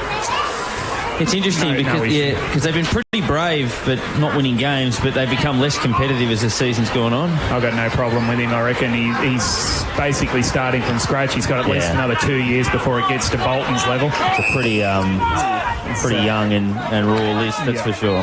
Jake Lever marked at half-back from the quick kick forward for the Demons, and Alex Johnson reaches up and drags the footy down. His hand pass was knocked over by Jeddah. Hand pass back Maynard, back to Jeddah, sweeps it out wide, dodging and weaving. Bedford sends it back to Villa. He goes inboard on the left boot, good vision and a strong mark overhead from Chandler. So Chandler kicks towards half forward. The ball bounce doesn't favour Wagner. McCready did well, got a hand pass up to Fasolo. He had the ball whipped away from him. O'Dwyer with a handball over the top. Little ball from Fisher back to McCready. He sent it out wide. And the kick goes around the line from Schumacher. Strong tackle laid by Lever on Big Phillips. And Phillips just bounced out of it. It was DeConning, it was. DeConning. Just on that, Johnny, why isn't that incorrect disposal? He just let it go in the tackle. Unless... It's either a mistake or there was a little handball in there. Is all I can think of. So the ball thrown back in. First goal, pretty important. Taken there by Wagner. Was held by one arm. Got the ball away onto his boot with the other. Now it comes towards Stockdale. Centering kicks a pretty good one to centre half forward. And Lafau, who's been really influential since quarter time, takes the mark. Sends him long towards the top of the square. It's a wayward kick that bounces towards the pocket and over and out for a throw-in. Idea was country, wasn't it? Yeah, idea was right, but he should have just gone a drop punt nice to the top of the square before the reinforcements came for the Northern Blues. Footscray lead Richmond by 40 points at the 23-minute mark of the final quarter in the VFL, so they'll be winning at the Whitten Oval. Yeah, that one's done and dusted. A little bit of a shallow throw-in. Schumacher was in front position, and both sides pretty accepting that would be a bounce. Collingwood by 15 over Werribee, Williamstown by 17 over Frankston, and Box Hill by 15 over Geelong. Lobe, quick snap, spiked by Garlett, DeConing. And now Johnson's hand pass was cut off. Well done there by Chandler, although his hand pass to the feet of Baker was a little awkward. Eventually it comes out towards Collis. Collis' kick floats towards centre half forward. Mark taken there by Chandler, who hand passed it quickly on towards Baker. Baker's high kick is bending through for a goal, and a big start to the second half with Oscar Baker sending that one home. And Casey get the first. They lead by, or they trail by 7 points, 6-8-44 to the Northern Blues, 8-3-51. Again, you know, it's just the amount of pressure that Casey put on the Northern Blues defenders, and just the run And that's not manning up Northern Blues. If they don't man up, Casey, with their running game, will run over the top of them. So it'll be interesting, the response. Every time that Casey have got a goal, Northern Blues have quickly responded. So it's very interesting. Back to 7 points the margin here with a good finish from Oscar Baker. Saw him do that a couple of times at AFL level. He's just come back from getting his chance, 2 or 3 games, I think. Yeah, maybe a couple at least. As the bounce favours Lobie, who won it down. Trying to work his way through was Maynard. Quick kick forward from Keelty. Goes inside the 50. Picked up by McCready for the Blues. Got it across to Goddard, who sent it out towards halfback. Mark was dropped under pressure by Fisher, who gave it across to White. On the 1-2, it's now Schumacher, who received from Lobie in through the half-forward line. And a free kick has been paid to the Blues, to Fasolo going against Lual, who did actually take the mark, Ariak Lual. It hasn't really been cited today, Lual, in his second outing, John. No, I actually thought he would be better for the run last week, and he would be used to the tempo, but he just seems to be a little bit out of sorts. So Alex Fasolo for that quick reply that John was talking about from 45 metres out. The goal umpire doesn't move, and Lual takes the mark 5 metres behind the line. Alex Fasolo gets his second goal, and the Blues get the response again. They're 9-3-57. Casey 6-8-44 after 5 minutes of the third quarter. And that's been the story of the day, Parko. The Casey Demons, they get a goal or they score a behind, and then the quick response from the Northern Blues with a goal, and it's hurting them on the scoreboard. Yeah, it is, and you're absolutely right. Every single time they make a challenge, Casey, the Blues are able to get a clean clearance, and that's probably the difference when they go inside 50. It just looks a little bit easier for them to score, whereas Casey have a lot of scrambles and needing to take contested marks and things like that, whereas just a bit more space for the Blues to operate in. So back in the middle, margin 13 points as we were at half-time. Another decisive tap goes the way of the Blues. Good control of the ball under a little bit of heat in the middle there from Maynard, and eventually Casey go forward. Mark not taken. At the back, Lafau was stripped of the footy just as he took possession at the front of that contest. And now the umpire will eventually come in and call for a bounce. And this is where Casey are at their most dangerous, at these stoppages inside 50. So ball to be tossed in the air, 45 around from their goal. 6-8 plays 9-3. Lobie took it out of the ruck. Squeezed the kick up towards the leading player coming out there in Palmer. He was wrapped up, and we'll have another bounce. So now we're about 65 away from the Casey goal. Big moment here. Can the Demons answer this challenge? The Blues going very nicely at the moment. Lobie taps it down.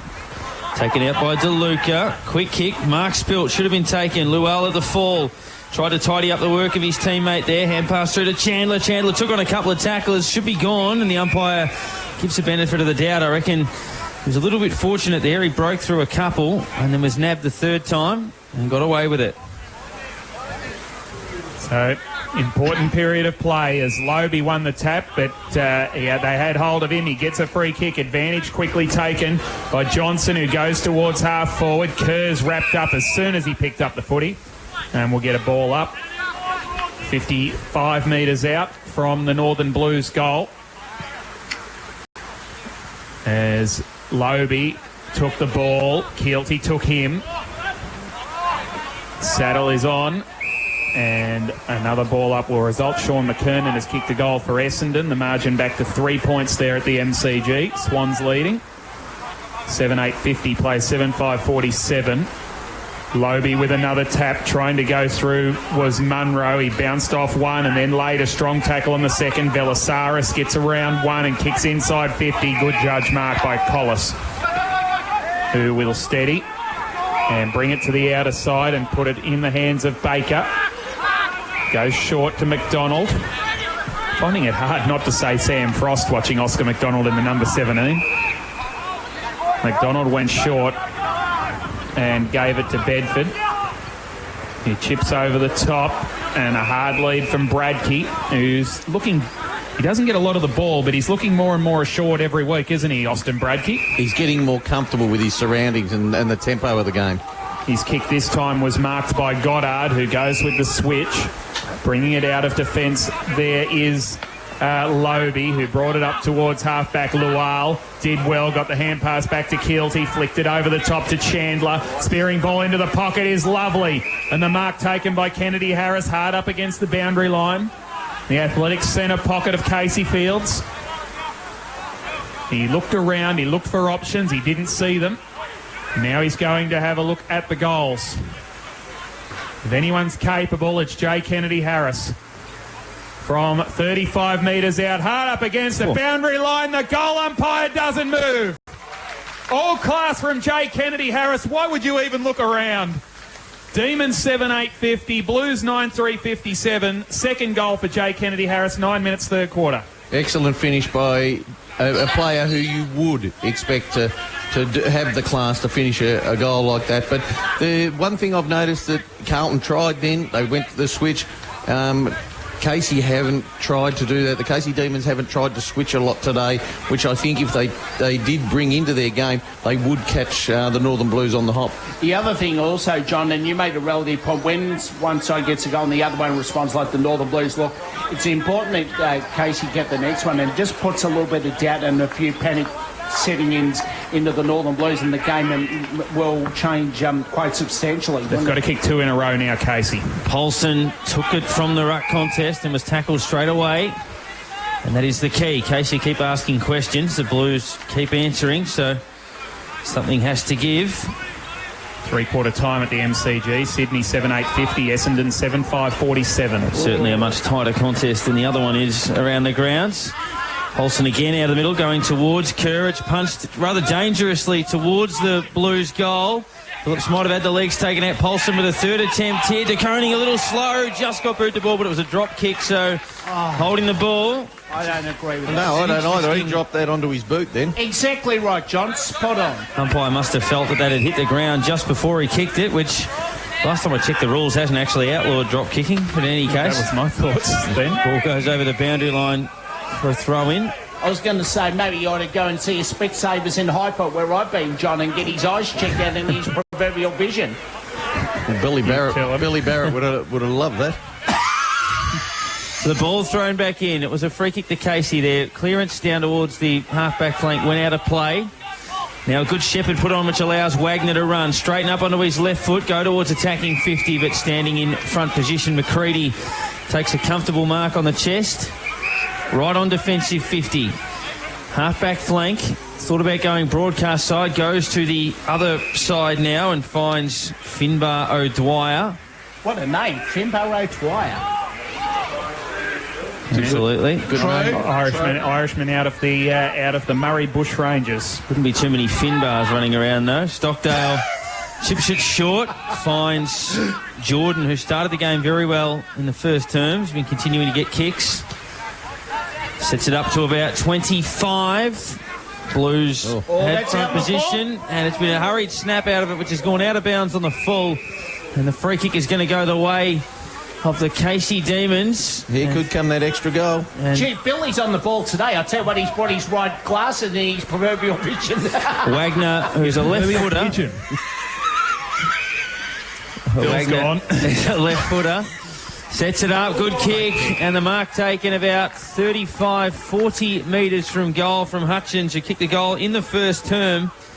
After receiving a free kick in the square, will now have a shot at goal from 45 to bring Casey within a point. Did you back him, Phil? I'll put twos on him without putting too much of a sack on him. And remember, he was a Gold Coast listed player a few years ago, John, and original squad member as a full-back, Jack Hutchins, the Gold Coast Suns, yes. Well, your memory's getting better than mine, BJ. I'll tell you what, he'll just about line this up and he'll put it to the left-hand side. You've done your day twice today, Phil. $3.20 you're up to. Lucky you picked 5 winners at Flemington. Oh, please. You're not picking any here. I tell you what, as soon as you give them a rep, you know exactly what's going to happen. Isn't that right, John? Yes, that's correct, Phil. Lever makes the spoil. Strong tackle laid. Ball hits the ground. I'll be lucky to get home alive the way I've been going today. Yeah, well, You better look after me because I'm your left. No comment. None needed. One down by Buxton, who sends it towards half forward. Bedford. It's been lively. Wagner, great hand pass. Jordan towards goal across the face. And through for another behind to Casey. They're peppering again. They're 7-10-52. Northern Blues 9-3-57. 13.5 gone in the third quarter. And the Blues are away straight up the middle of the ground. It'll be with Garlett in the middle. And that almost missed the boot.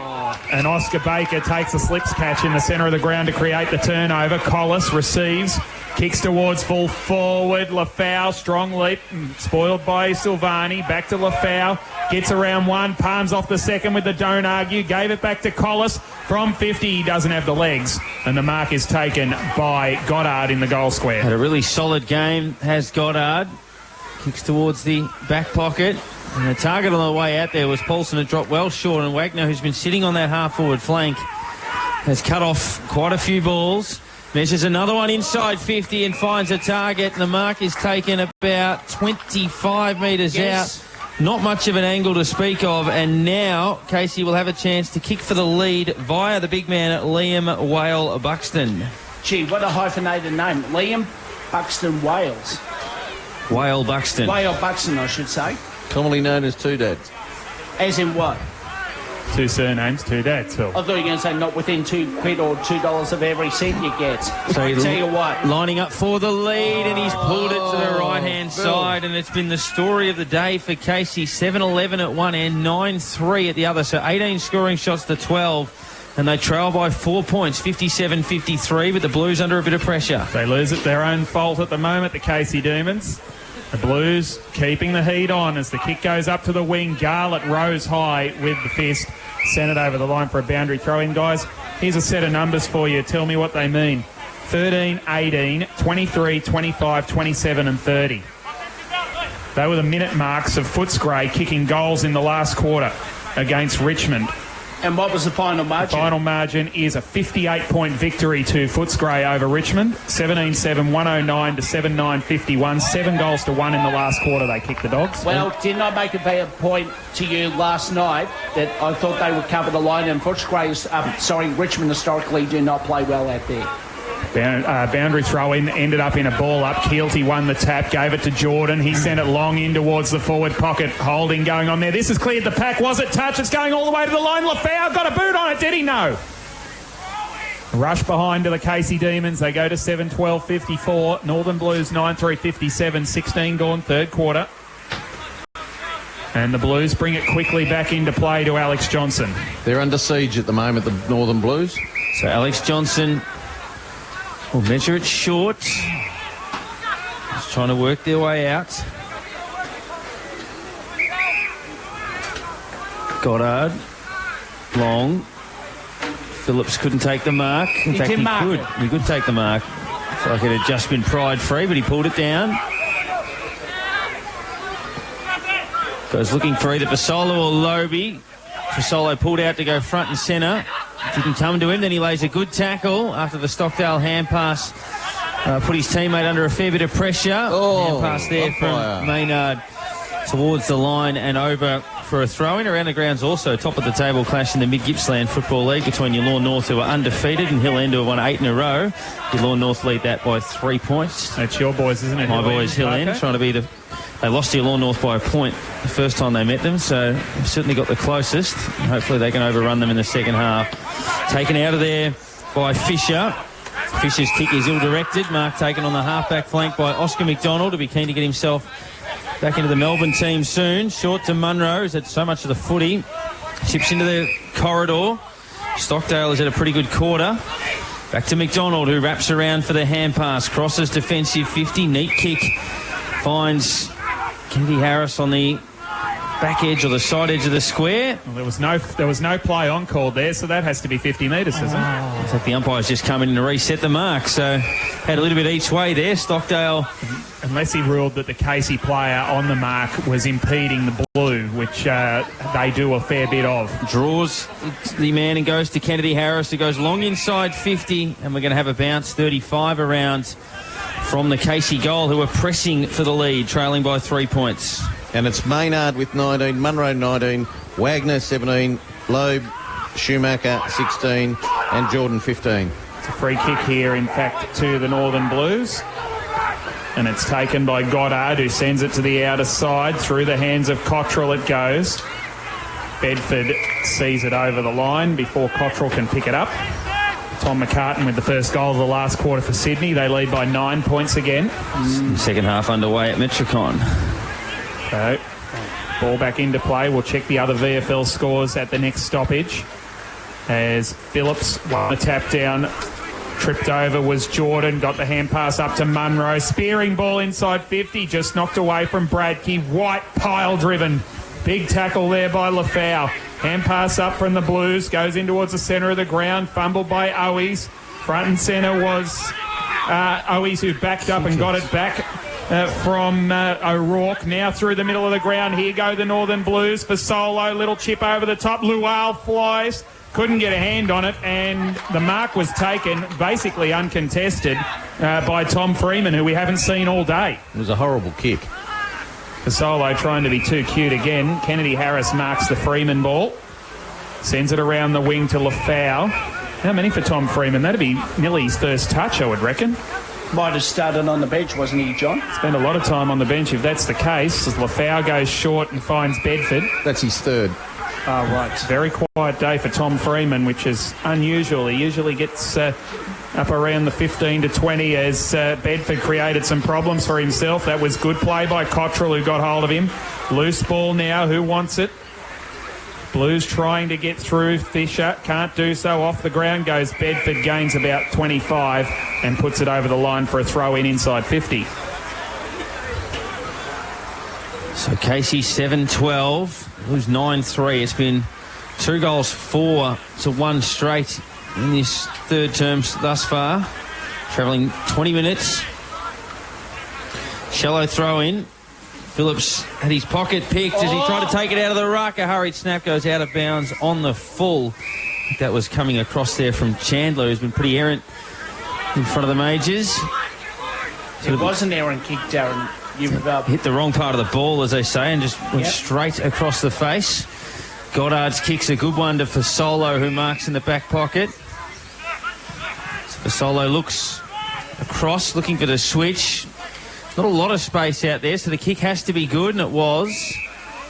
They'll now bring it back in towards the corridor. Shocking kick. The target leading through there was McCready. And they've turned it straight over. They're having all sorts of problems clearing their defensive end of the ground, and the mark has been taken by Corey Maynard, 35 to 40 metres out directly in front. Just 1 goal, 2 in 6 games for Maynard this year, so he's not a noted goal kicker. It's their third shot for the lead. I don't understand why you would switch and then go straight back into the corridor. It was just suicidal, wasn't it? It's crazy. Exactly right. I couldn't have said it better myself. So Maynard to give Casey the lead. 40 metres out, directly in front. That's heading right again. So the all too familiar for Casey. 7-13, 55 to 9-3, 57, 2-5 in the quarter. They should be 4 goals up, Casey. But the Blues are still in front. Miss will hurt if they go coast to coast here for Solo. Flicks it over the top. Ball from Fisher goes towards half forward. Diving effort. That's a really good mark for the Blues. The boy. Tim LeBoy goes backwards and finds a teammate in for Solo. Alex Fasolo underneath the scoreboard. Plays on quickly and drives it long in towards the pocket. Dealt with without the football there was Phillips. Dealt with without the football again was Palmer, who's been quiet. Little hand pass out. Turnover time. Here go the Demons through Munro. Left and right. He's got them both, but this one misses the target, and Blakey takes the mark on centre wing. I think he was the only player in the vicinity there, Blakey, and he got hit up hard. And Munro, that's the way to make up from a mistake. Running hard, getting in there and thumping it over the line for a throw-in. The Gold Coast comeback is on. They've kicked 2 in a row, cutting the margin to 68 points. 72 points. I'll get the maths right. 2 quick goals to Essendon have given the Bombers the lead at the MCG. as the Demons break clear here through Kennedy Harris over the Quigley. Now Lual, if he can get it to sit for him. He can't get it to sit for him, and he's... Well, Garlett gave away the free kick. Lual quick with the handball from ground level. Gave it across to Vella. Runs onto the left boot. Spears a long ball inside 50 through the hands of Lafau. Ground level ball here for Casey. Wagner couldn't pick it up. Stolen away by Quigley, who has no left foot and kicks it out on the full on his right. Just Casey have just got to compose themselves a little bit more, and their finishing will be a lot better. It's just they're not just it's that finish that's killing them. So they play on along down the line, use of the body. In the middle trying to paddle it along in front of himself there was Lobie. And Casey locked the ball onto the half-forward flank. Ball to be bounced. So they trail by 2, but they've kicked 2-5 to 1 goal. 7 scoring shots to 1 in the quarter. Ball tossed up. No, Ruckman was able to go for that one. Wales Buxton's kick was partially smothered. The Blues will work it up towards DeLuca, who copped a cruel bounce. Kerr then upends his opponent, who climbed high. That was okay. It was almost a attempted specky on the bouncing ball and just took the legs out and tumbling over the top. It's a good way to test out your knee, Jake Lever, hitting the ground knees first from that height. He might take a bit of confidence out of the fact he was able to get straight back up. DeLuca draws the player, goes by hand towards Owies. Owies snap, goes wide, sort of pushed as he kicked and then spiked through for a rush behind by Tom Freeman, who defended grimly on the last line and concedes. 9-4-58 the Blues, 7-13-55 to Casey. And Patrick Kerr was all on his own, just in the pocket there. He said he was shoved in the back as he kicked that Owies. He should have got a free kick. There was no way he was going to be able to hook it back to Kerr. Lever plays on from full back. Bradkey almost took the mark. Silvani caught high. Casey supporters don't like that underneath us. It was there, and Yep. John, this next couple of minutes is vital for one of these sides to get a goal before three-quarter time. Could be season defining, Phil. Absolutely. Silvani drives it into full forward. A big fly Lever. The confidence is still there. Dropped the mark, but gave the hand pass off. Freeman fed it out wide to McDonald. His kick not good. Came to Schumacher. Kick will bring rain again, the up and under. Who's camped under that? Oh, glue on the hands of Oscar McDonald. That's a terrific mark. Camping underneath that footy. So McDonald still in the last line of defence. Games are tightening up right around the VFL today, except for one, which we'll get to in a minute. As Keelty, clever hand pass. Spargo releases Wagner. They're off to the races here, Casey. Wagner has a couple of bounces. Chips into full forward, looking for Kennedy Harris. Solid work by Blakey. Brought the football to ground. Hutchins arrives at the back. And the two Demons caught themselves in two minds there, Kennedy Harris and Hutchins. They didn't know which one to go for the footy, John. I actually thought it could have been a free kick to the Northern Blues there. He grabbed his hands as he went for the ball, but... umpire's in a better position. We're going to have another ball up, a secondary one, about 40 metres out, 45 out from the Casey Demons goal. The margin 3 points in favour of the Northern Blues. All tossed up. Can they take the lead just before the three-quarter time siren? Paulson was buffeted as he tried to take possession. Bounce. 58-55, 27 minutes gone.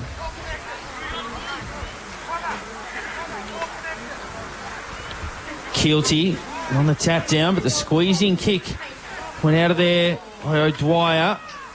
Ball called play on. Hutchins tackled, arm pins, brought to ground, and the umpire will bounce it once more.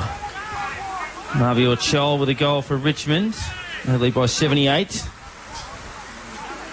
First goal of the quarter. It's taken them about 12 minutes, which is against the run of the game. Some good tackling. Stepping through there, Munro on the left, and it was probably the hardest chance of them all as he scrambled a quick shot at goal and popped it through to give them the lead. James Munro has been so prolific today.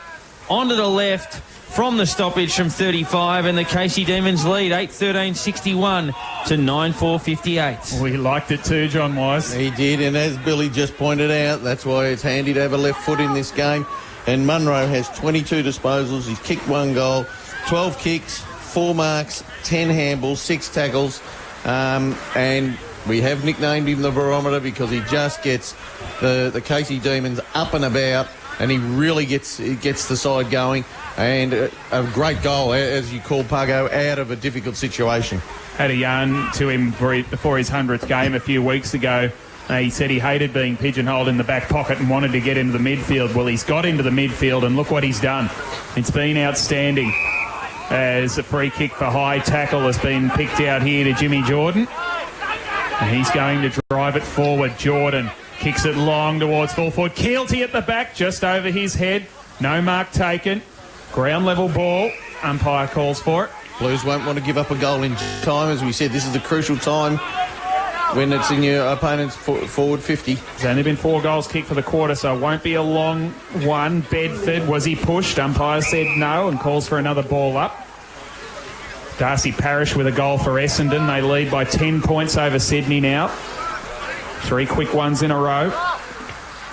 As Keelty taps it down and the siren sounds for 3/4 time here at Casey Fields. And the Demons have managed to edge their way to the lead by 3 points, kicking a power of behinds. 3 goals, 5 to 1-1 for the quarter. And the Demons are 8-13-61, leading the Northern Blues 9 goals, 4-58. Goal scorers for Casey, 2 to Kennedy, Harrison, Lafau, and singles to Bedford, Munro, Baker and Hutchins. For the Northern Blues, 2 goals each to Garlett, Phillips and Fasolo, and singles to DeConning, LeBoy and DeLuca. 3/4 time, the Casey Demons lead by 3 points over the Northern Blues. A very evenly matched game at the moment. It's crucial last quarter. We're in for a ring-a-ding-ding final term here. You're listening to Casey Radio 97.7, the sound of the southeast. Station sponsor Amstel Club Cranbourne, open 7 days a week for lunch and dinner with great live entertainment and function room available. To see what's on, visit the website www.amstel.org.au. Amstel Club Cranbourne, the perfect destination for your next occasion. The City of Casey proudly supports Casey Radio 97.7 FM. Our sponsors, Suncrest Outdoor Blinds, offer an extensive range of external awnings, including canopies, E-zip channel blinds, folding arm awnings, patio shades and more. Our dedicated team comes to you on time, every time. Seniors discount apply all year long. Phone 9753 5221 or visit www.suncrestoutdoorblinds.com. The Victorian Jazz Club is a proud sponsor of Jazz on Casey Radio each Wednesday from 9 a.m. The VJC also sponsors live jazz concerts at least 3 times a month. Check out our webpage at vjc.org.au and join us on Wednesdays for a great Australian jazz. Gary Rasmussen Joinery and Carpentry for all your carpentry needs around the home. Pergolas, decks, bathroom and kitchen renovations, complete property maintenance, tiling, painting, door installation, welding and plastering, picket fences. Pretty much any job including timber. And free quotes. No job too big or small. Call Gary Rasmussen on 0418 543 805. Station sponsor. Ranfurly Range and Sports Bar. Open to the public. 364 days a year. Open until late for your convenience. Premium driving range in Cranbourne. Spacious bays. Club hire. Food and drink. Expert coaching. Fun for all ages. Contact ranfurly.com.au. 825 Cranbourne, Frankston Road, Cranbourne. Station sponsor. Our sponsors, Premier Traditional Homes, have been building quality homes for families across Melbourne for more than 25 years.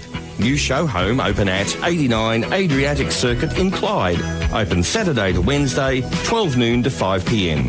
Visit premiertraditionalhomes.com.au. The station for Melbourne South East, Casey Radio, 3SER, 97.7 FM. This outside broadcast is powered by Prestige Hino, 43 to 63 Princes Highway, Dandenong South, a proud Casey Radio sponsor. And welcome back to Casey Fields, where we have the Casey Demons, 8-13-61, narrowly ahead of the Northern Blues, who've been dominant for most of the game, all except in that third quarter, the crucial third quarter. They are on 9-4-58. Boys, a very interesting final quarter set up, and it's all the build-up that we've said before the game for both clubs, season-defining, potentially season-defining for both sides. And the way that the momentum has switched, Casey have now got the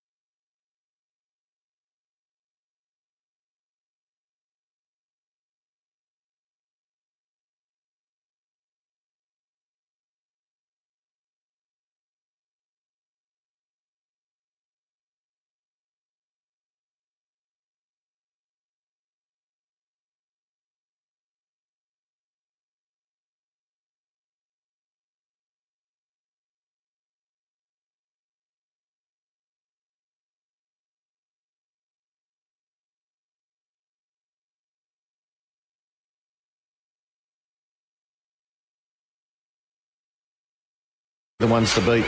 Phil Pearce went down to one of the huddles at three-quarter time. Yeah, Northern Blues at three-quarter time. Well, Josh Briggs just told his guys, well, they got to man up a bit better, and they reckon at times they were kicking short a bit too much in that 50-50 situation. And look, they said they want to open the game up, and this is the fighting moment in this last quarter. So this is a real must-win situation for the Northern Blues, and well, it's either for them or the Casey Decents, because there's a lot hingering on this game, John. Certainly kicking too short in the back line, turned the ball over multiple times late in that term.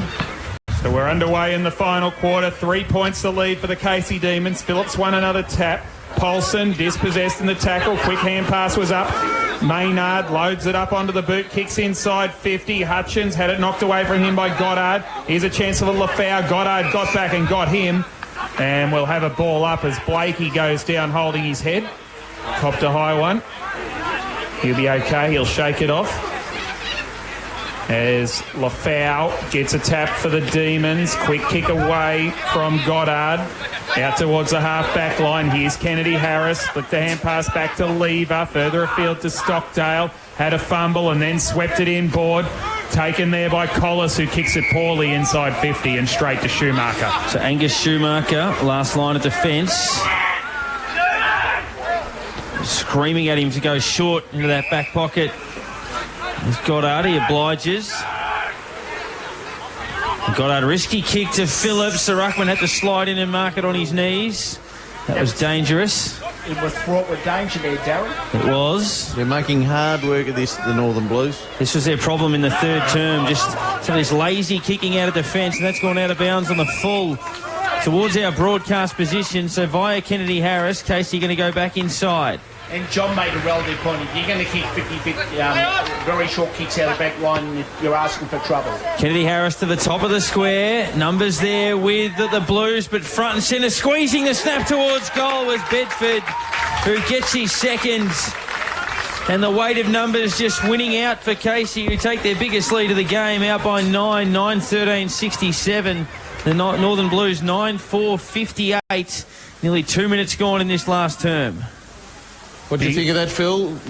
Good in and under work? Yes, it was, as they say, crumbing front and centre, and if you get a goal out of that, you deserve the reward. Well done. And, boys, it just feels like the momentum switched now, and this is a crucial time now. The response has happened in the past by the Northern Blues. They get a quick goal in response. Now's the time. If they're going to stand up, now's the time for the Northern Blues to get a run on. So 9 points the margin in favour of the Demons. And that would be their biggest lead of the game, I would have thought, Parko.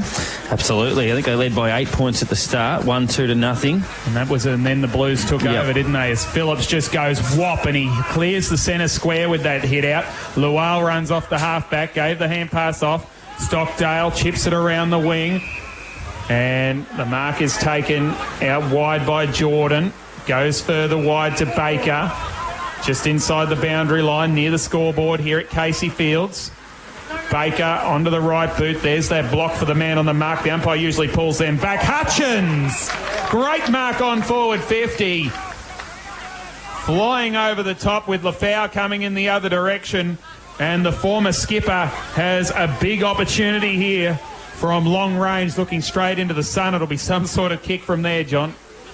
I think he'll kick this. I'm going to back him on this one. He's missed a couple today, and he's coming in as a defender will, and he'll want to put this through.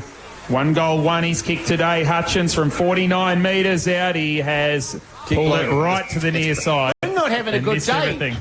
Are we, John? I thought he'd do a little bit better, but he kicked through like a defender. Maybe his finishing leaves a lot to be desired, doesn't it?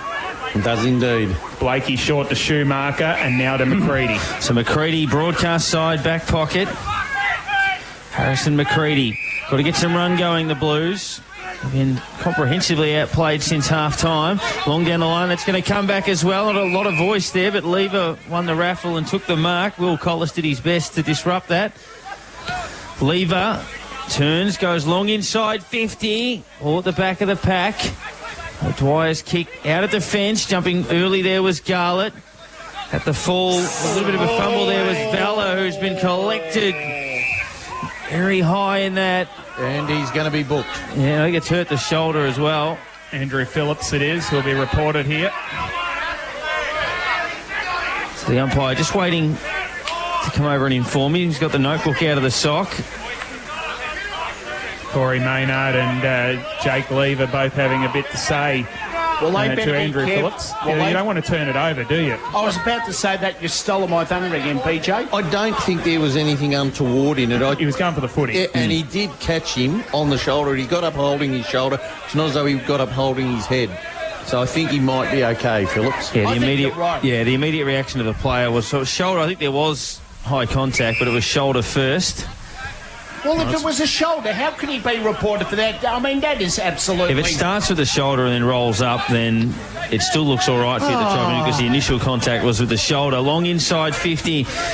Came the ball there from Vella. Silvani at the fall was tackled close to the line and eventually over for a throw-in. 55 around. It's right in front of the camera, so if it's okay, then Phillips will have nothing to worry about. It just depends where the first point of contact is on the video. Ball tossed up, Lobie. Straight down to a teammate who was wrapped up in a tackle and will have another bounce 45 metres from goal. Yeah, you're dead right, BJ, because, I mean, for instance, if the camera saw it and if the umpire's made a bit of a blunder there, then he should get off for that. Here's Fisher. Goes with an up and under floating ball. Collis got rid of his man. Lual sloped in from the side and it worked its way to the line and over for a throw-in. No, I think you'll be right. You've got to look at it in slow-mo and everything and see what happened. I think he copped the shoulder. If the first contact's on the shoulder, he'll have nothing to worry about. So boundary throw-in in front of broadcast. Casey by 9 points. Phillips won the ball down. Run onto it does Fisher. He kicks up towards half forward. And that's a really good mark. Back with the flight of the ball by Lever, who's had a pretty good first game back of his second comeback, Wisey. He has, and he's had 14 possessions. Keelty has it knocked away by Lobie. Hutchins trapped it. Good hand pass into the path of Maynard. Chips into the pocket. They're lining up here. Wagner takes the mark, gives the hand pass off. Bedford hooks around the corner and mucks it up. Unnecessary handball there. Did not need to handball it at all. Wagner, he should have just gone in and kicked the goal himself. Yeah, it was Wagner's goal to kick. I think he saw that Bedford was streaming forward. He didn't see the blue coming from the side. A strong contest from Lever to make a great spoil on Jesse Palmer, who has had a nightmare day here, to be fair, for the Northern Blues. He has been basically unsighted. He's just had no impact. So ball to be thrown back in. 10 points is the margin. Blues needing to get some run happening, but it's all Casey as Munro's kick sort of off the outside of the boot a little bit. Blakey had the arm held. Play on was the call. Bedford did well just to spike it inside 50. Well done there by Creedy, working the way through to Schumacher. Gets it back again. Drags the kick out wide. Asked a little bit there of a teammate under a bit of pressure here. He tried to turn in Palmer, who was wrapped up and caught holding the footy. Great chase down tackle by J. Kennedy Harris. Just 2 disposals for Jesse Palmer. Thanks, Wisey, for that. Had to roam far and wide for those as well. It's Kennedy Harris. Sets it up to about 25 metres from goal. Numbers with the Blues. Good defensive mark taken back there by Ben Silvani. It's interesting. It's a set play, this blocking the man on the mark. They did it again there with Ariak Lual.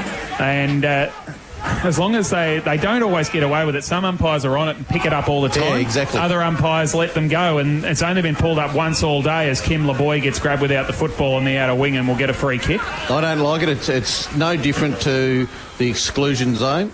You shouldn't be impacting on the guy on the mark unless it's a play on. I think you said last week that it should be a free kick to the opposition, didn't you? Rather than resetting the mark.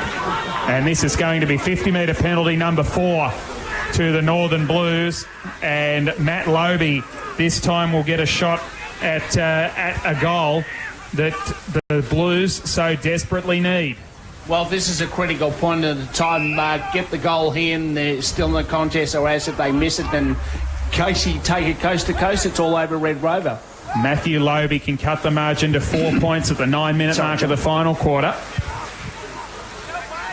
He Is he a goal kicker? Let's check his stats here. 3 goals, 3 for the season in 9 games. For Lobie from 45 metres out. He's hit it well. He's hit it really well.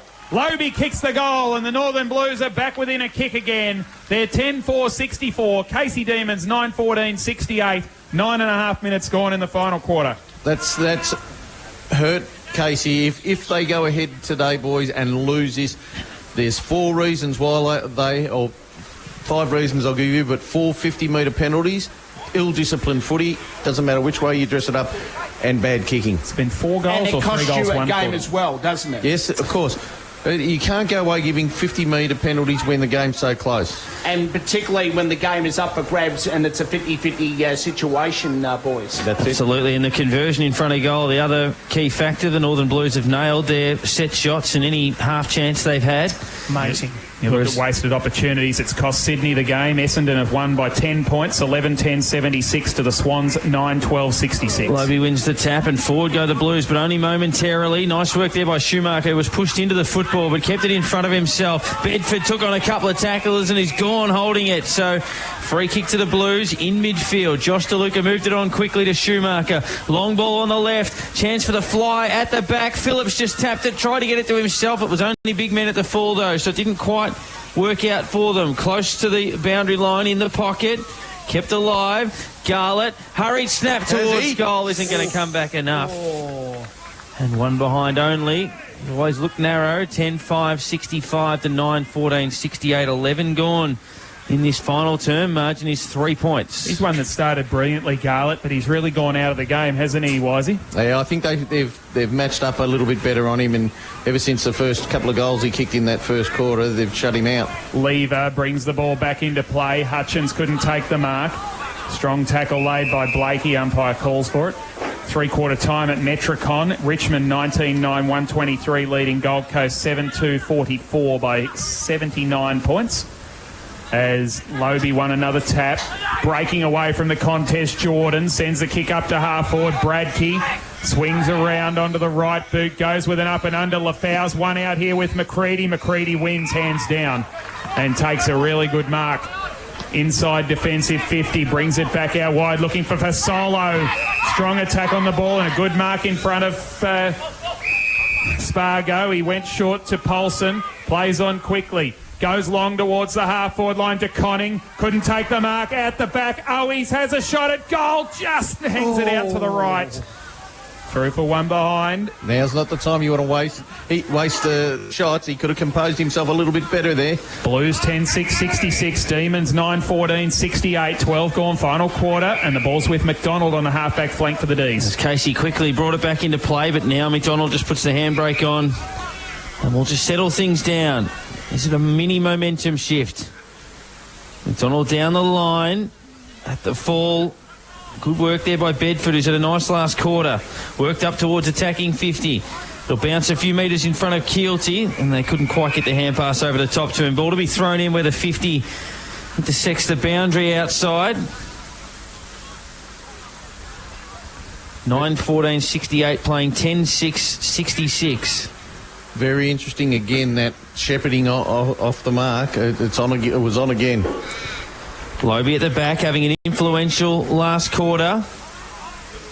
Bedford again wrapped up in a tackle. In fact, it was Maynard, third attempt, was wrapped up in that tackle. So a couple of kicks from goal. Casey have had the running since half-time, but game's still alive. Up around the footy there was for Solo. Umpire giving them plenty of time to clear this, and eventually Wagner does clear it. Comes out towards Jordan, quickly onto the boot. Keelty with a run at it, takes the mark. If he gets a bit of space, he's very dangerous in the air. Here's Declan Keelty. And with a good clean run at the footy, he takes the mark 35 to 40 metres out. Big kick this one for Declan Keelty. He's been pretty quiet today, just the one behind in the first quarter, Keelty, and he's got a big opportunity to turn a quiet day into a big moment for the Casey Demons here. Yeah, it's his second really nice mark. He took one on the half-forward flank in the second quarter, but quiet apart from those moments. 10 disposals. And this for a first goal, and it's drifting a long way left, and If they don't get the points today, Casey, they're going to have a look at that aspect of their game in particular. Some very, very shoddy conversion. There haven't been too many difficult shots amongst that. 9-15, 69 to 10-6, 66 as the Blues bring it into DeLuca. Josh DeLuca, haven't seen a lot of him either, the mid-season draft pick out of Subiaco. He's had 20. Well, he's having them at the base of the packs, then, obviously, as the kick goes up towards the middle and Kerr goes with the barrel. It's more of a mongrel. Up towards the wing it goes. Matty O is with pace, but the boundary line's too close and it's over. Take this opportunity, guys. Bittersweet week for Mitch Gent, guys, who lost his spot in the Casey team on Thursday night, but that's a small thing to what happened on Wednesday night when his lovely partner Hayley O'Donnell gave birth to a daughter. Alira May Gent, 9:24 p.m. on Wednesday night, weighing 7 pounds 2 ounces. So congratulations to Mitch Gent and Hayley O'Donnell there. Good on them. As Phillips won the tap down.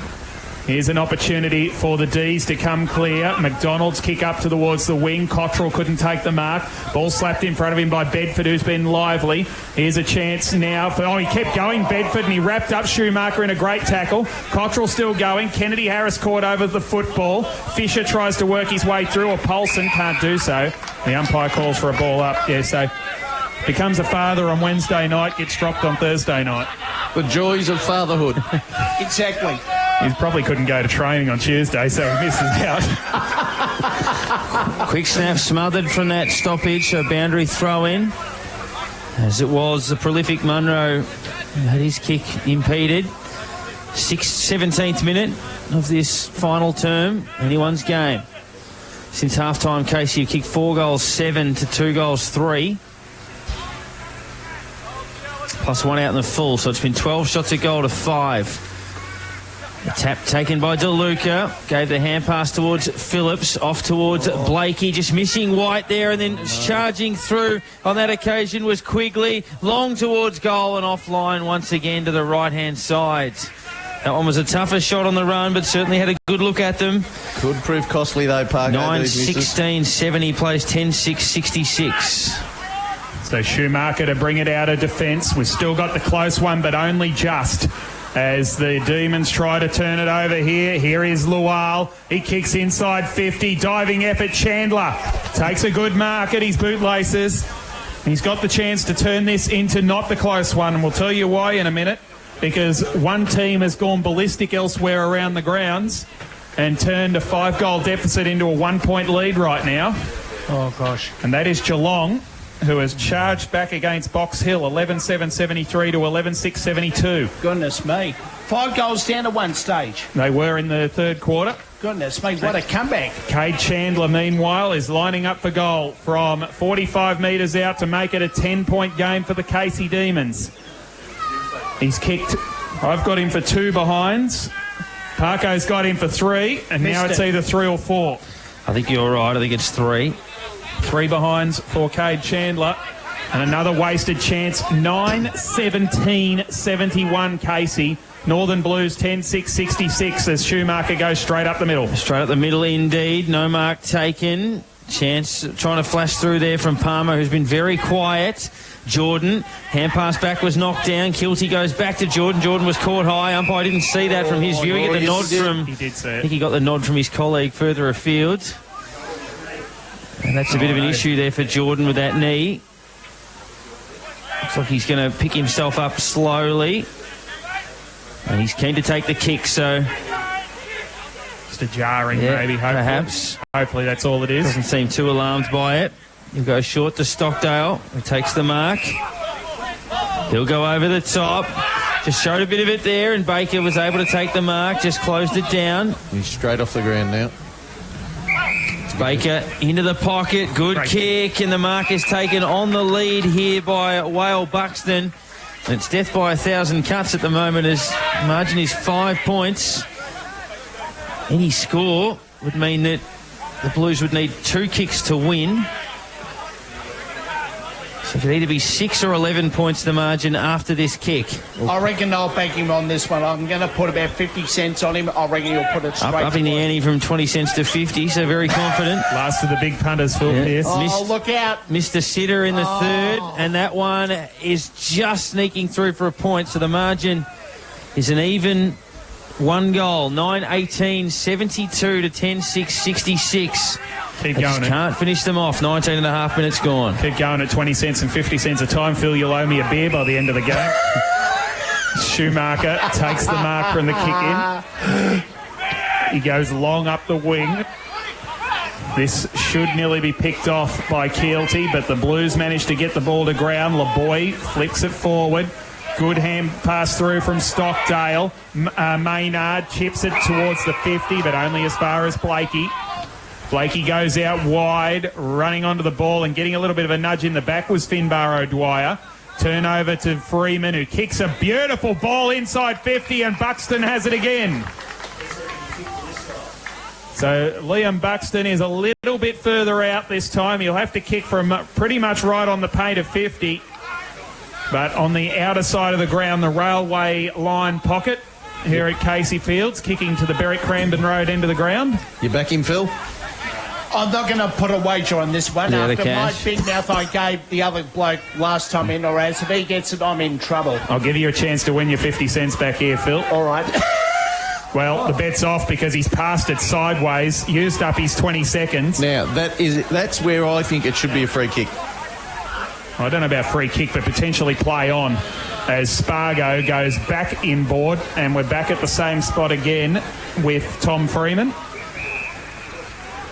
Freeman from 55 metres out sets it up to the top of the square, and a big fly from Phillips. He's been big today, Andrew Phillips, and he takes another mark. He's a big giant, isn't he, John? He is a big man. He's 201 centimetres. Oh, that is enormous. Andrew Phillips, 98 kilos he's listed at. I reckon he's heavier than that looking at him.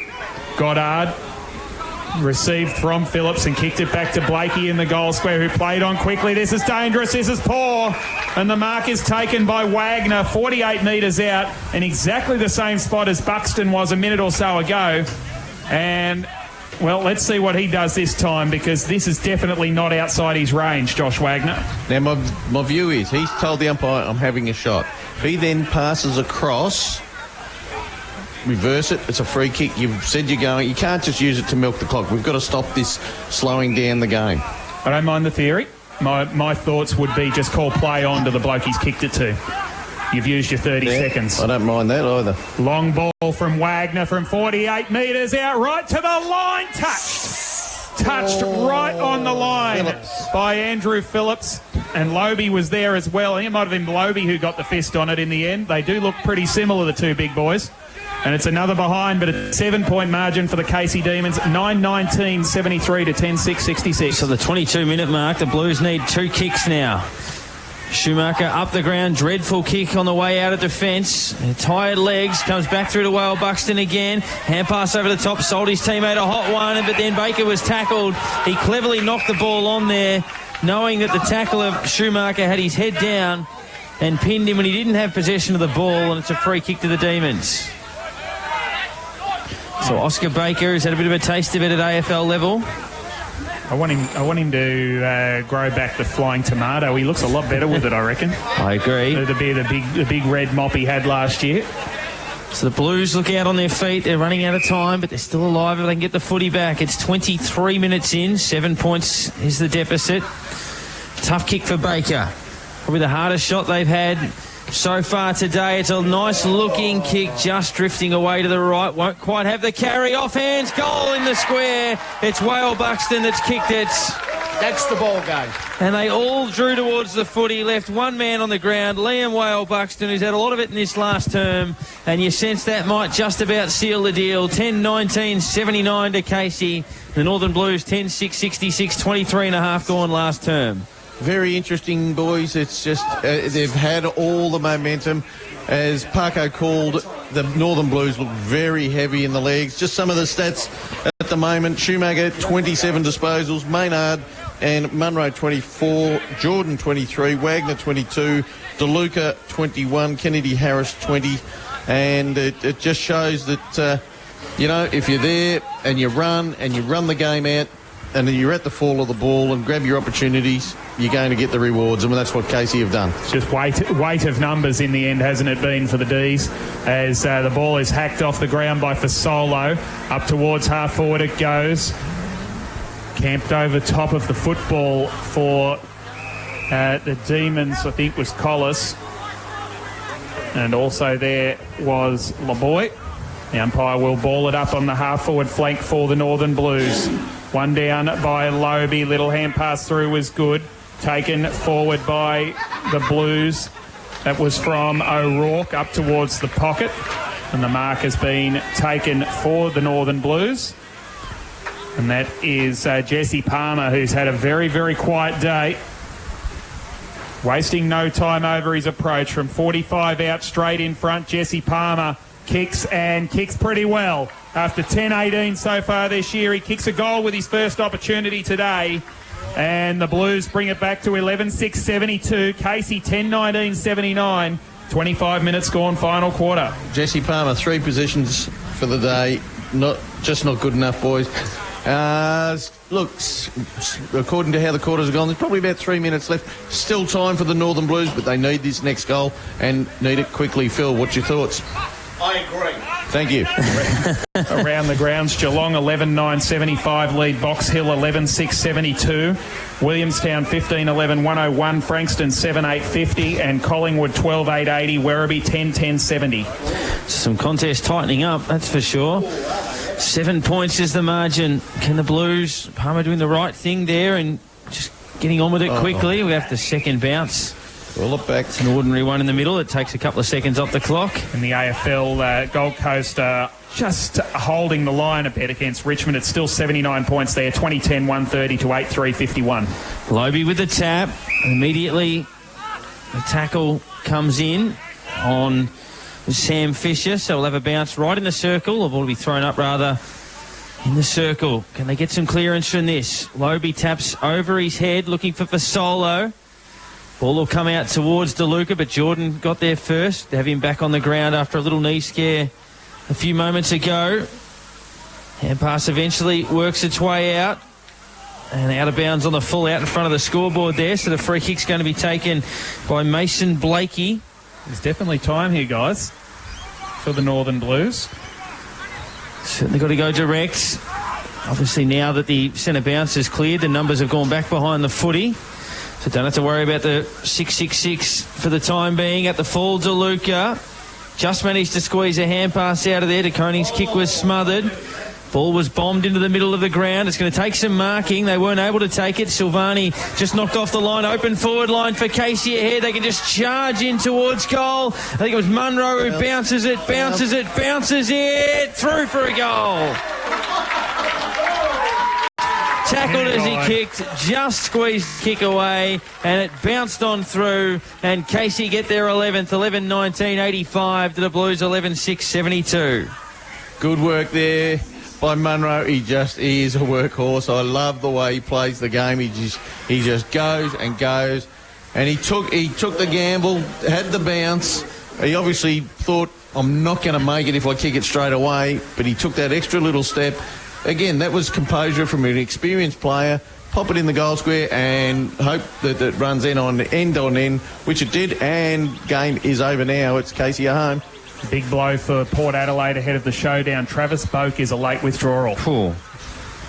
So an interesting one. That game getting underway around about now as the Demons lead by 13 points here at Casey Fields over a brave Northern Blues.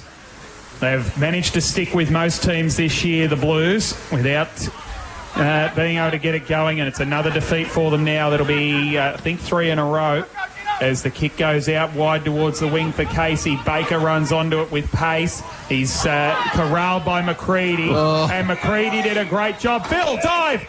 Sure mark, Phil! It's up on the balcony. It's on the roof, and it's going to come back down. That's a really good chase from Harrison McCready, John Wise, against the quicker man in Oscar Baker. That was excellent, but we almost had a disposal up in the commentary box. Just one day they might kick it to me. They wouldn't kick it to me when I was playing. Up towards half forward. and I wasn't good enough to get it myself, so it was retirement came fairly early. As we have a ball up about 75 metres out from the Northern Blues goal. One down by Phillips, hacked away by Quigley over the head of the young third gamer in Oscar White. Little kick around the corner from White, puts it into the path of Fisher. Munro tracks him down. Fisher helicopters it inside 50. LeBoy, or was it Garlett, flew high. Snap up and under from Kerr, and that'll do it.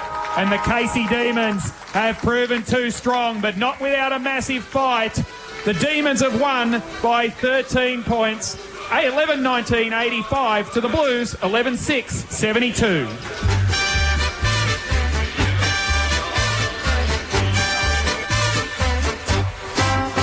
It's a grand old flag, it's a high-flying flag, it's the emblem for me and for you. It's the emblem of the team we love, the team of the red and the blue. Every heart beats true for the red and the blue, and we sing this song to you. Should old acquaintance be forgot, keep your eye on the red and the blue. So the Casey Demons had to fight from the start. They trailed by 7 points at quarter time. They trailed by 13 at half time, edged their way to the front by 3 points at the final change, and then kicked away with 3-6 to 2-2 in the last quarter. In fact, they kicked 6-11 to 3-3 in the second half, and they won the game by 13 points, 11-19-85 to the Northern Blues, 11-6-72. And depending on results, they could be in the top 8 tonight. It's a grand old flag, it's a high-flying flag, it's the emblem for me and for you. It's the emblem of the team we love, the team of the red and the blue. Every heart beats true for the red and the blue, and we sing this song to you. Should old acquaintance be forgot, keep your eye on the red and the blue. Casey Demons 11-19-85, Northern Blues 11-6-72. Goal scorers for the Demons, 2 each to Kennedy, Harris, Bedford, Munro and Lafau, and singles to Baker, Hutchins and Buxton. For the Northern Blues, 2 goals each to Garlett, Fasolo and Phillips, and singles to DeConning, Lobe, LeBoy, DeLuca and Palmer. John Wise, the Demons had to work hard all day to get those points, but a crucial victory in the scheme of the season. It is, and it was a hard-fought win for the Casey Demons. 30 shots to 17, as Parko highlighted throughout the call. Still not their best performance, not the polished performance that you would expect from them. You know, when you kick 19 behinds, and a lot of those 19 behinds were from fairly simple set shots, and I'm sure that'll be addressed in the review during the week. But look, as they say, the good sides do win the close ones, and they worked hard. They were behind, and Northern Blues had a 13-point lead, and they ended up losing by 13, so a 26-point turnaround, Pargo. So it was a good result for the Casey Demons. Yeah, and in reality, they were in control of the game after half-time, so it was at 6-11 to 3-3 in the second half, 17 shots, 1 out in the full, so 18 shots to 6 after that break. So, yeah, they were pretty brave, the Blues, for periods, but they were outplayed fairly comfortably after half-time, and in the end, probably lucky to have stayed as close as they did. So good performance from Casey, one that, regardless of results, Johnson's going to put them in the 8, I would suggest. No, it won't. The Box Hill Hawks. Box Hill won. They needed Box Hill to get rolled. Nathan Boucher and Jackson Ross have goaled at the 29 and 30 minute marks of the last quarter, and the Hawks have beaten Geelong by 10 points, 13-7-85 to Geelong 11-9-75. They didn't get enough percentage to catch Geelong. That will bring them within 3.79% of the top 8. But level on wins with Werribee and Geelong, who would be 7th and 8th, and Box Hill will be up to 6th on the table. And around the grounds, Werribee back within 3 points of Collingwood as the siren sounds. So Collingwood beats Werribee by 3 points, 12-8-80 Bad to loss for Werribee. 11-11-77. That's 3 home losses in a row to the Tigers against 3 pretty good opposition, it must be said, in Williamstown, Essendon, and Collingwood's probably the bad one, but losing Michael Barlow and Matt Hanson and Clayton, of course, on Thursday night has hurt them, and and in the end they haven't been able to get over the line. Yeah, it's a tough one for them. They're in the mix for top 4. Now I think they'll be 7th at the end of the round, and obviously facing that difficulty in terms of their spots. I mean, if Sandringham were to beat North Melbourne tomorrow, Sandringham would work into that 6 and 6 group as well and keep their finals chances alive, albeit unlikely when you factor in no King and a few other things that are going to impact them for the rest of the year, but it does create that logjam. What it means is that Collingwood is now alive again with 3 wins in a row. Yeah, up to 5 and 7, and it's amazing that their run